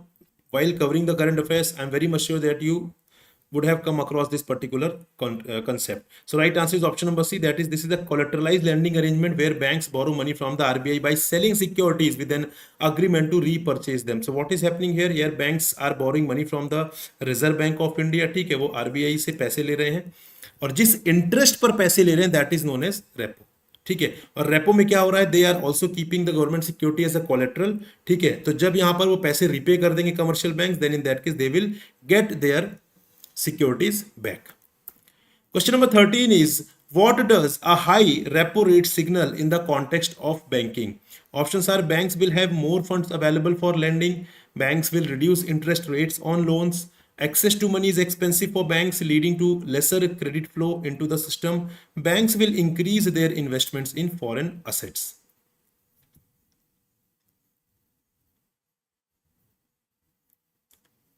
So right answer is guys option number C here, that is access to money is expensive for the banks leading to lesser credit flow into the system. तो यहाँ पर अगर high repo rate होगा which means banks को अगर अब RBI से loan लेना है तो they have to pay higher interest to the Reserve Bank of India. अगर वो हायर इंटरेस्ट पे करेंगे तो ऑब्वियसली बात है वो अपने क्लाइंट से भी ज्यादा चार्ज करेंगे, मतलब इंटरेस्ट रेट्स बढ़ जाएंगे इकोनॉमी में, राइट. एक तो ये हो गया. सेकेंडली अगर उनके लिए एक्सपेंसिव हो जाएगा तो वो हो सकता है कि आरबीआई के पास पैसे लेने के लिए जाए ही भी ना. So option number C is the right answer, that is access to money is expensive for banks leading to lesser credit flow into the system. Question number 14th is when the Reserve Bank of India takes actions that decrease the money supply in the economy, which of the following outcomes is likely to occur? Options are increased consumer spending, higher inflation rates, lower interest rates, reduced investment and economic slowdown. So right answer is option number D, that is reduced investment and economic slowdown, right? Question number 15th is what is the reverse repo operation? So options are when banks borrow money from the RBI, when the government deposits money with the RBI, when the RBI borrows money from the government, or when banks deposit their money with the Reserve Bank of India. So right answer is option number D here, that is when banks deposit their money with the RBI. So sometimes banks are having excess cash, so in that case if they keep with themselves they would not earn anything on that. So what they do, they keep it with the Reserve Bank of India and against that they earn the interest, right? So this is the reverse repo operation when banks deposit their excess money with the Reserve Bank of India. Question number 16th, what is the primary effect of a reverse repo operation on a banking system? Options are it increases the liquidity in the system, it absorbs the liquidity in the system, it has no impact on the liquidity in the system, or it creates more money in circulation. So right answer is option number B, that is it absorbs the liquidity in the system. So what I'm saying that on one hand there is a Reserve Bank of India, on another there is a commercial banks like for example Punjab National Bank. Now PNB is depositing their cash with the Reserve Bank of India, so PNB के पास पैसे कम बचेंगे. So what is happening here, यहाँ पे absorption of liquidity हो रही है, ठीक है. Earlier PNB were having cash but now they have deposited their cash with the Reserve Bank of India, ठीक है. So यहाँ पे liquidity जो है वो absorb हो रही है system से. Question number 17th is what is the standing deposit facility rate? Options are the rate at which the RBI, Reserve Bank, lends money to commercial banks without collateral, the rate at which the Reserve Bank accepts uncollateralized deposits from all LAF participants on an overnight basis, the rate at which commercial banks accept uncollateralized deposits from the public, the rate at which the RBI provides long-term loans to the government.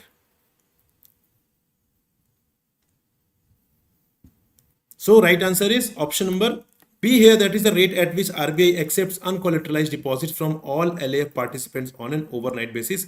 So basically standing deposit facility has replaced the reverse repo, right? यहाँ पे again the same thing is happening here, but यहाँ पे collateral नहीं रखना पड़ेगा RBI को, which RBI has to do in the case had to do with in case of reverse repo, but in this as a part of SDF RBI does not need to keep the collateral with the commercial banks, and that is why this is the uncollateralized deposit from all LAF, that is liquidity adjustment facility participants. Question number 18th is the marginal standing facility is a scheme announced by the RBI in its monetary policy. What does the MSF refers to? Options are the regular rate at which banks can borrow money from the Reserve Bank of India through the repo mechanism, the rate at which banks can deposit their surplus fund with the Reserve Bank of India, the penal rate at which banks can borrow money from the RBI over and above what is available through the LAF window, the rate at which the RBI buys government securities from banks.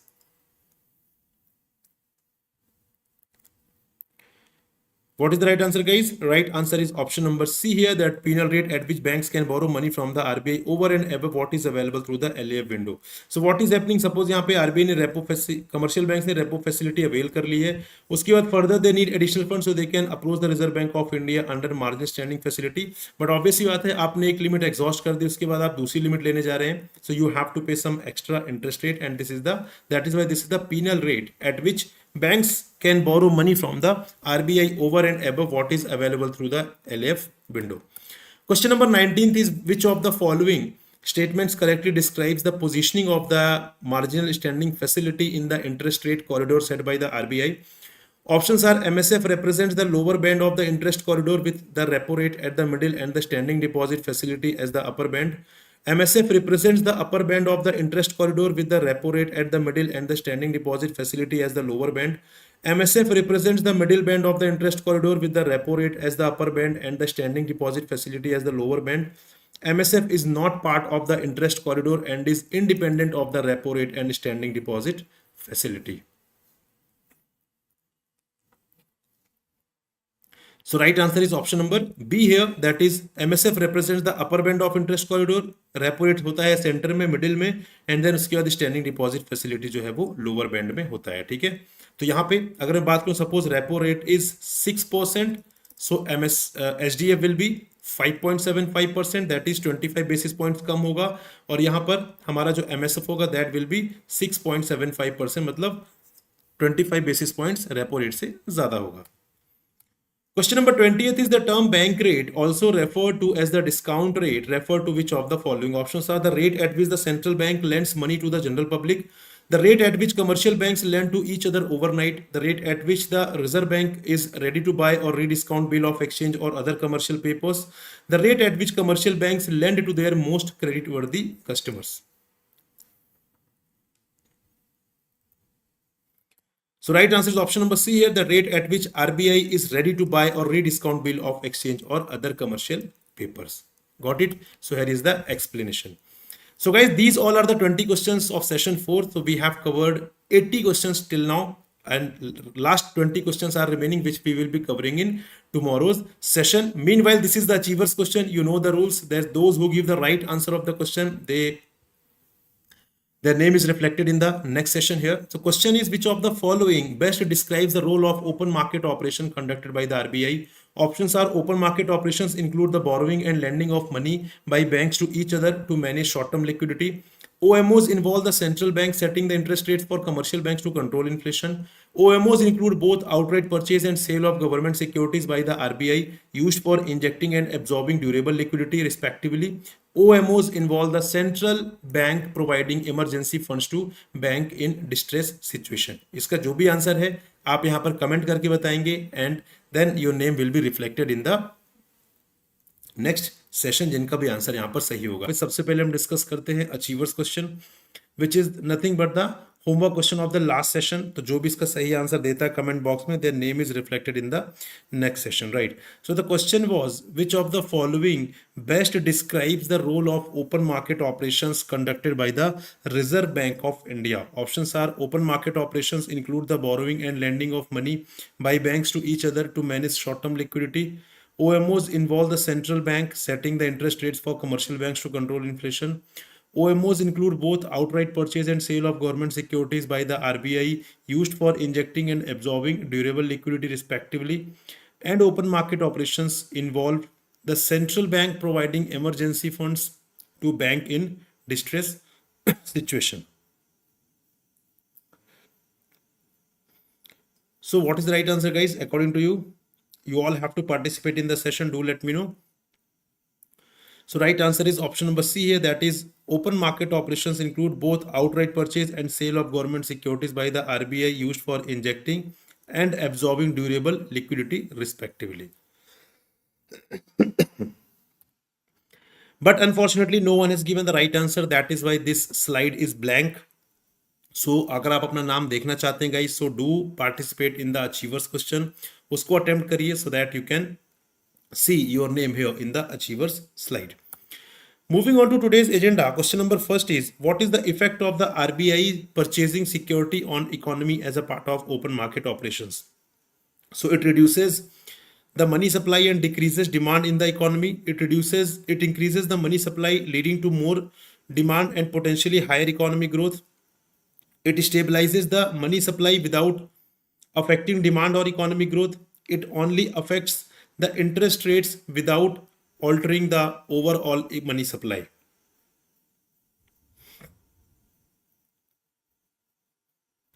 Yes, tell me friends, what is the right answer according to you? So right answer will be option number B here, that is it increases the money supply. क्योंकि जब RBI यहाँ पे security, government securities को purchase करेगा तो RBI क्या करेगा, RBI बदले में मनी सप्लाई बढ़ाएगा, राइट, जिसकी वजह से डिमांड ज्यादा बढ़ेगी और यहाँ पे इकोनॉमिक ग्रोथ जो है हमारा वो भी यहाँ पर बढ़ेगा. Question number 2 is what is the primary purpose of the market stabilization scheme implemented by the Reserve Bank of India? MSS जो है market stabilization scheme, RBI implements that. So उसका primary purpose क्या है? Options are to boost industrial production, to increase foreign exchange reserves, to withdraw excess liquidity by selling government securities, to provide subsidies to agricultural sectors.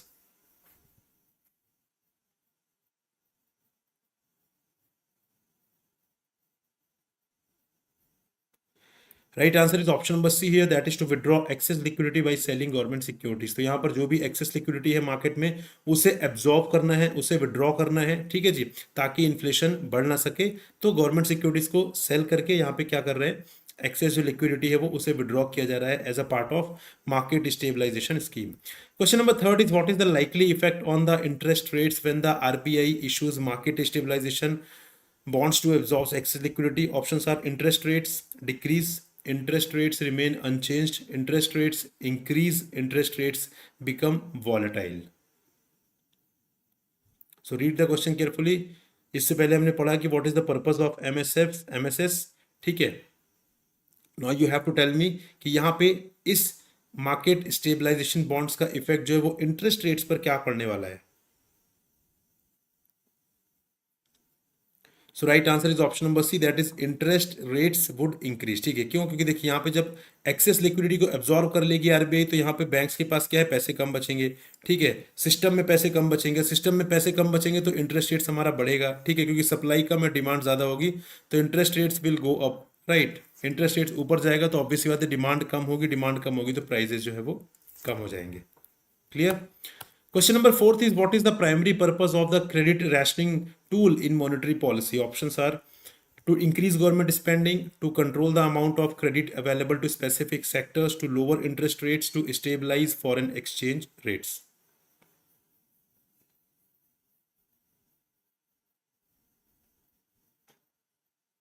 Yes, guys, the primary purpose of credit rationing tool in monetary policy.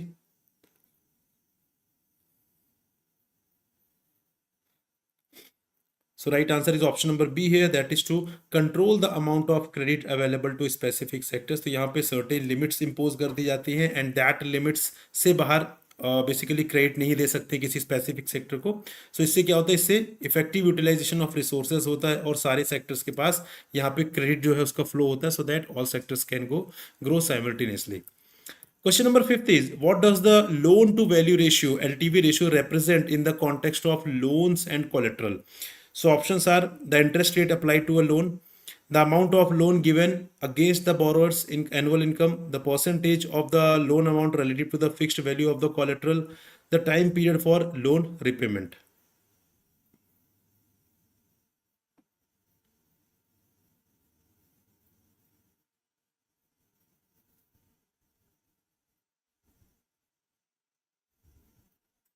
Yes, friends, do let me know what is the right answer here. So right answer is option number C, that is the percentage of the loan related to the fixed value of the collateral. ठीक है, तो यहाँ पे मान लेते collateral की value 100 रुपये, आपने 100 रुपये की कोलेट्रल अगर बैंक के पास दी तो उसके अगेंस्ट में बैंक आपको कितना लोन दे रहा है, 50%, 60%, 70%, that is the loan to value ratio. मतलब कोलेट्रल के अगेंस्ट में, कोलेट्रल की वैल्यू के अगेंस्ट में कितने परसेंटेज आपको लोन मिल रहा है, that is the loan to value ratio. Question number 6 is how does the Reserve Bank of India use the LTV, loan to value ratio, to control credit during periods of inflation and deflation? So options are during inflation RBI raises the LTV ratio, during deflation it lowers the LTV ratio, during inflation RBI lowers the LTV ratio, during deflation it raises the LTV ratio, during both inflation and deflation RBI keeps the LTV ratio constant, during inflation RBI raises the LTV ratio, during deflation it keeps the LTV ratio unchanged.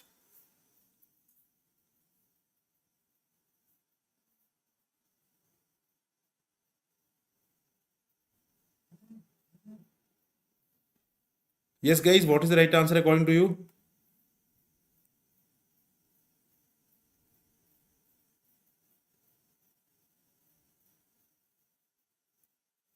So right answer is option number B, that is during inflation RBI lowers the LTV ratio, or during deflation it raises the LTV ratio. Question number 7 is which of the following action represents an expansionary monetary policy in India? So options are increasing the CRR, right, increasing the CRR, selling government bonds in the open market, increasing the SLR और reducing the repo rate. इनमें से कौन सा action जो है वो represent करता है एक्सपेंशनरी मॉनेटरी पॉलिसी को?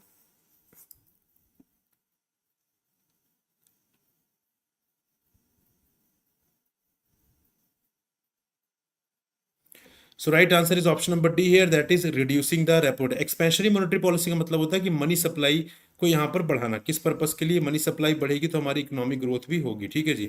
राइट, तो मनी सप्लाई कैसे बढ़ेगी? अगर CRR को बढ़ा देंगे तो मनी सप्लाई कम हो जाएगी। गवर्नमेंट बॉन्ड को अगर सेल करेंगे तो लिक्विडिटी एब्जॉर्ब हो जाएगी, ठीक है। यहाँ पे SLR को बढ़ाएंगे देन अगेन जो है मनी सप्लाई कम हो जाएगी, राइट। रेपो रेट को जब कम करेंगे तब यहाँ पर क्या होगा? उस केस में यहाँ पर जो मनी सप्लाई है वो बढ़ेगी और एक्सपेंशनरी मॉनेटरी पॉलिसी जो है वो यहाँ पर उसका जो एक्शन है, उसका जो रिजल्ट है वो हमें देखने के लिए मिलेगा। क्योंकि जब रेपो रेट कम होता है तो इंटरेस्ट रेट्स कम होते हैं, इंटरेस्ट रेट्स कम होते हैं तो इकोनॉमी में डिमांड बढ़ती है और डिमांड के बढ़ने से यहाँ पर प्रोडक्शन भी हमारे यहाँ पर बढ़ता है। Question number 8 is which of the following is a component of contractionary monetary policy used by the RBI to reduce inflation? Options are decreasing the repo rate, purchasing government securities, reducing the reserve ratio that is CRR and SLR, and increasing the repo rate. What is the right answer, guys, according to you? Do let me know.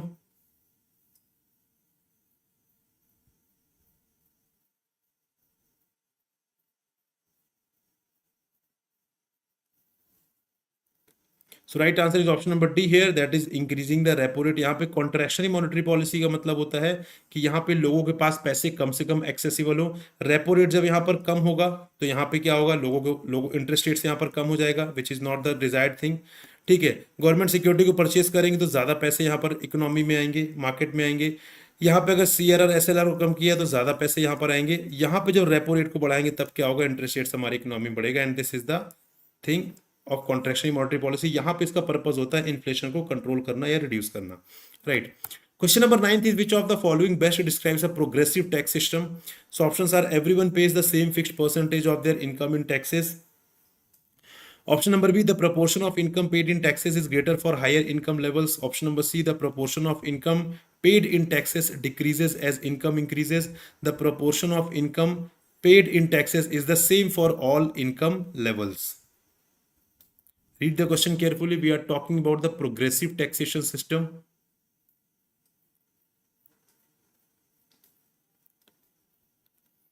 So right answer is option number B here. That is the proportion of income paid in taxes is greater for higher income levels. ठीक है, it is greater for higher, मतलब जैसे जैसे आपकी income बढ़ रही है tax rate भी बढ़ रहा है। For example your income is 10,000 तो आपके ऊपर यहाँ पर 5% टैक्स लग रहा है। आपकी इनकम हो गई 1 लाख रुपीज तो आपके ऊपर 10% लग रहा है। आपकी हो गई 2 लाख रुपीज तो आपके ऊपर 15%। इस तरीके से इनकम बढ़ रही है, टैक्स रेट्स भी बढ़ रहे हैं। This is the progressive taxation system. Which of the following best describes a regressive taxation system? So options are everyone pays the same fixed percentage of their income in taxes. Higher income earners pay a higher percentage of their income in taxes. The proportion of income paid in taxes decreases as income increases. The proportion of income paid in taxes is the same for all income levels. Yes, tell me guys, what is the meaning of regressive taxation system? क्या मतलब है यहाँ पर regressive taxation system का?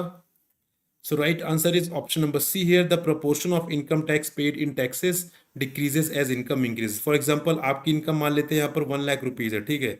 तो आपके ऊपर tax लग रहा है कितना? आपके ऊपर टैक्स लग रहा है यहाँ पे यू कैन से 20%, ठीक है। आपकी इनकम बढ़कर हो गई 5 लाख रुपीज तो आपके ऊपर लग रहा है 10%। आपकी इनकम हो गई बढ़कर 10 लाख रुपीज, राइट। तो उस केस में आपके ऊपर लग रहा है यहाँ पर यू कैन से 5%। सो this is how it is happening. Regressive taxation method में जैसे जैसे आपकी इनकम बढ़ रही है टैक्सेस वैसे वैसे यहाँ पर कम होते जाएंगे। Question number 11 is which of the following action is an example of expansionary fiscal policy? ठीक है, एक्सपेंशनरी फिस्कल पॉलिसी, इनमें से कौन सा एक्शन जो है वो रिप्रेजेंट कर रहा है? That is increasing interest rates, reducing government spending, increasing taxes, lowering taxes and increasing government spending. बताइए। एक्सपेंशनरी फिस्कल पॉलिसी का भी पर्पस सेम होता है कि लोगों के पास पैसे ज्यादा पहुंचे ताकि वो ज्यादा डिमांड करें, प्रोडक्शन ज्यादा बढ़े और इकोनॉमी की जीडीपी बढ़े, राइट। तो इनमें से कौन सा एक्शन जो है वो एग्जाम्पल है expansionary monetary sorry expansionary fiscal policy का। So options are increasing interest rates अगर बढ़ जाएंगे तो क्या लोगों के पास ज़्यादा पैसे पहुंचेंगे? नहीं, लोग डिमांड ही नहीं करेंगे। रिड्यूसिंग गवर्नमेंट स्पेंडिंग, गवर्नमेंट अपने खर्चे कम कर देगी तो लोगों के पास तक पैसे नहीं पहुंचेंगे। गवर्नमेंट टैक्सेस बढ़ा देगी तो आपके पास नेट डिस्पोजेबल इनकम जो है वो कम बचेगी, तो आप डिमांड नहीं करेंगे। टैक्सेस जब कम होंगे तो लोगों के पास पैसा ज़्यादा बचेगा, या गवर्नमेंट अपनी स्पेंडिंग बढ़ाएगी तो उसकी वजह से लोगों के पास पैसे पहुंचेंगे। This is the right answer, that is option number D. ठीक है। Question number 12 is which of the following actions is an example of contractionary fiscal policy. Contractionary मतलब लोगों के पास तक पैसे आसानी से ना पहुंचे, कम पहुंचे, क्योंकि यहाँ पर अल्टीमेटली हमें क्या करना है, हमें इन्फ्लेशन को कंट्रोल करना है या रिड्यूस करना है। दिस इज द ऑब्जेक्टिव है, right. So options are lowering interest rates and increasing government spending, reducing taxes and increasing government spending, raising taxes and cutting government spending, or lowering taxes and cutting government spending. So what can be the right answer according to you guys? Right answer is option number C है, that is raising taxes and cutting government spending. ठीक है, देखिए यहाँ पर जब taxes बढ़ेंगे, for example suppose you are earning ₹100, right. अब यहाँ पे ₹100 में इफ यू नीड टू पे 20% टैक्स, मतलब आपके पास 80% ₹80 आपके पास बच रहा है क्या, नेट डिस्पोजेबल इनकम, जो आप यहाँ पे खर्च कर सकते हैं। लेकिन गवर्नमेंट अगर चाहती है कि आप ज़्यादा डिमांड ना करें क्योंकि हमें इन्फ्लेशन कंट्रोल करना है, so what government will do, government will say now tax is 40%, which means अब क्या होगा, अब आपके पास ₹60 ही बचेंगे। अब आपके पास पैसे कम बचेंगे तो आप डिमांड भी कम करेंगे। ठीक है, क्योंकि जब पैसे कम होते हैं तो हम डिमांड अपनी नेसेसिटी, जो हमारी बेसिक नेसेसिटीज होती है, उस पर हम फोकस करने लग जाते हैं। So this is the right answer. Question number 13 is in the context of economic recession, which of the above actions can be considered a part of the fiscal stimulus package? Options are cutting the tax rates, increasing the government spending, increasing the subsidies, or all of the above. Fiscal stimulus package का मतलब है कि यहाँ पर basically लोगों के पास तक पैसा पहुंचे ताकि वो डिमांड करें, और डिमांड करेंगे तो हमारी जो इकोनॉमी है वहाँ पर प्रोडक्शन बढ़ेगा, प्रोडक्शन बढ़ेगा तो जीडीपी हमारी यहाँ पर बढ़ेगी, राइट। ये तो यहाँ पर फिस्कल स्टिमुलस पैकेज का क्या क्या पार्ट हो सकता है? So all of the above is the right answer. Tax rates कम करेंगे तो लोगों के पास नेट डिस्पोजेबल इनकम ज्यादा बचेगी। गवर्नमेंट अपनी स्पेंडिंग बढ़ाएगी तब भी लोगों के पास पैसे ज्यादा पहुंचेंगे। सब्सिडीज यहाँ पर बढ़ाएंगे तो सब्सिडी थ्रू लोगों के पास ज्यादा पैसे पहुंचेंगे। So that is by all of the above is the right answer. Question number 14 is which of the following best describes a direct tax? Options are a tax that is added to the price of goods and services at the point of sale, a tax paid directly by an individual or organization to the government, a tax that is paid by consumers but collected by businesses, a tax on imports and exports. बताइए, we are talking about the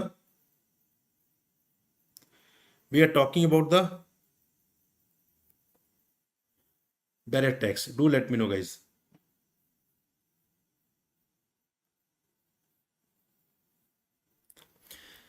So right answer is option number B here, that is a tax paid directly by an individual or organization to the government. यहाँ पे direct tax कौन से होते हैं? Direct tax वो होते हैं जिस पर्सन के ऊपर बर्डन होता है उसी पर्सन को यहाँ पर पे करना होता है। जैसे for example income tax, right, income tax. तो इनकम टैक्स क्या है? इनकम टैक्स यहाँ पर मेरी इनकम हो रही है तो टैक्स आप थोड़ी भरेंगे, टैक्स ही मैं भरूंगा। अगर इनकम मेरी तो टैक्स मुझे ही भरना पड़ेगा। This kind of tax is direct tax. Question number 15 is which of the following is an example of direct tax? मैंने जस्ट अभी आपको बताया है। So options are sales tax, value added tax, income tax और excise duty. What is the right answer guys? So right answer is option number C, that is income tax, क्योंकि जो person यहाँ पर पैसे कमा रहा है, जिसकी इनकम हो रही है, टैक्स भी वही भरेगा। Question number 16 is which of the following best describes an indirect tax? ठीक है, ये इंपॉर्टेंट है। Options are a tax paid directly by an individual to the government, a tax on the income or assets of individuals or organizations, a tax collected by an entity in the supply chain and passed on to the consumer, a tax paid directly by corporations on their profits. Yes, बताइए यहाँ पे किसको हम बोलेंगे indirect tax?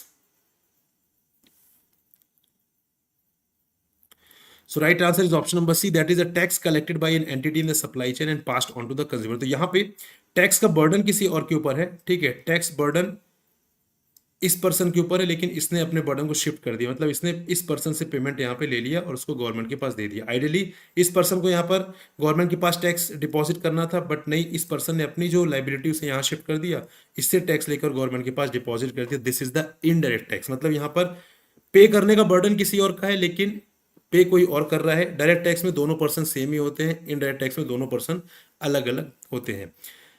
ठीक है, अगर मैं आपको यहाँ पर एग्जाम्पल देकर बताऊं, अगर मैं यहाँ पर एग्जाम्पल देकर बताऊं तो फॉर एग्जाम्पल जीएसटी, जीएसटी, ठीक है, गुड्स एंड सर्विसेज टैक्स। तो जीएसटी कौन पे कर रहा है? जीएसटी हम पे कर रहे हैं। हम किसको दे रहे हैं? हम यहाँ पर जीएसटी दे रहे हैं जो भी जिससे भी हम सर्विसेज ले रहे हैं या गुड्स परचेज कर रहे हैं, ठीक है। और वो जो पैसा फिर वो फर्दर गवर्नमेंट के पास जा रहा है। तो पे करने की रिस्पॉन्सिबिलिटी किसकी है? उस पर्सन की जो हमें सर्विस प्रोवाइड कर रहा है, लेकिन द थिंग इज कि वो हमसे कलेक्ट करके फिर गवर्नमेंट के पास यहाँ पर प्रोवाइड कर रहा है। Question number 17 is which of the following best describes a proportional tax? Options are: a tax where the rate increases as income increases, a tax where the rate decreases as income increases, a tax where everyone pays the same percentage of the air income regardless of their income level, and a tax that is paid by businesses on their profits. So right answer is option number C here, that is tax where everyone pays the same percentage of their income regardless of their income level. So for example अगर मैं बताऊं यहाँ पर, तो you can से कि कोई person जो है वो 10,000 अर्न कर रहा है, कोई पर्सन जो है 1 लाख रुपीज अर्न कर रहा है, कोई पर्सन जो है वो 2 लाख रुपीज अर्न करना है। इन सबको यहाँ पर टैक्स का रेट सेम रहेगा, ठीक है। इसको हम बोलते हैं प्रोपोर्शनल टैक्सेशन मेथड। 10%, मतलब एब्सोल्यूट अमाउंट विल डेफिनेटली भी डिफर, क्योंकि आप 10% ऑफ 10,000 निकालेंगे, 1 लाख 2 लाख, वो तो डेफिनेटली डिफर आएगा। बट द थिंग इज कि यहाँ पे जो परसेंटेज है that will remain same. Question number 18 is which of the following best describes capital receipts? Options are: receipts that neither create liability nor reduce assets, receipts that create liability or reduce assets, receipts that only increase government income through taxation, receipts that are generated from day-to-day operations of the government.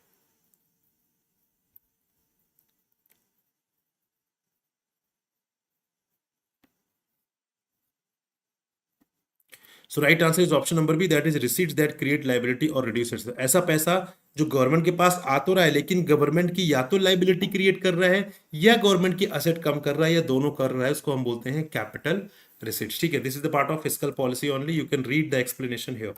Question number 19 is which of the following best describes revenue receipts? Options are: receipts that create liability for the government, receipts that reduce government assets, receipts that neither create liability nor reduce assets, receipts that are generated from the sale of government assets.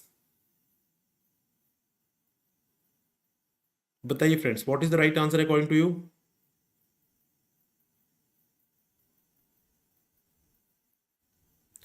So right answer is option number C, that is receipts that neither create liability nor reduce assets. ठीक है, तो ऐसी receipt जो government के पास आ तो रही है, लेकिन उससे किसी भी तरीके की कोई लाइबिलिटी क्रिएट नहीं हो रही, ना ही सरकार की कोई असेट कम हो रही है, उसे हम बोलते हैं रिवेन्यू रिसीट।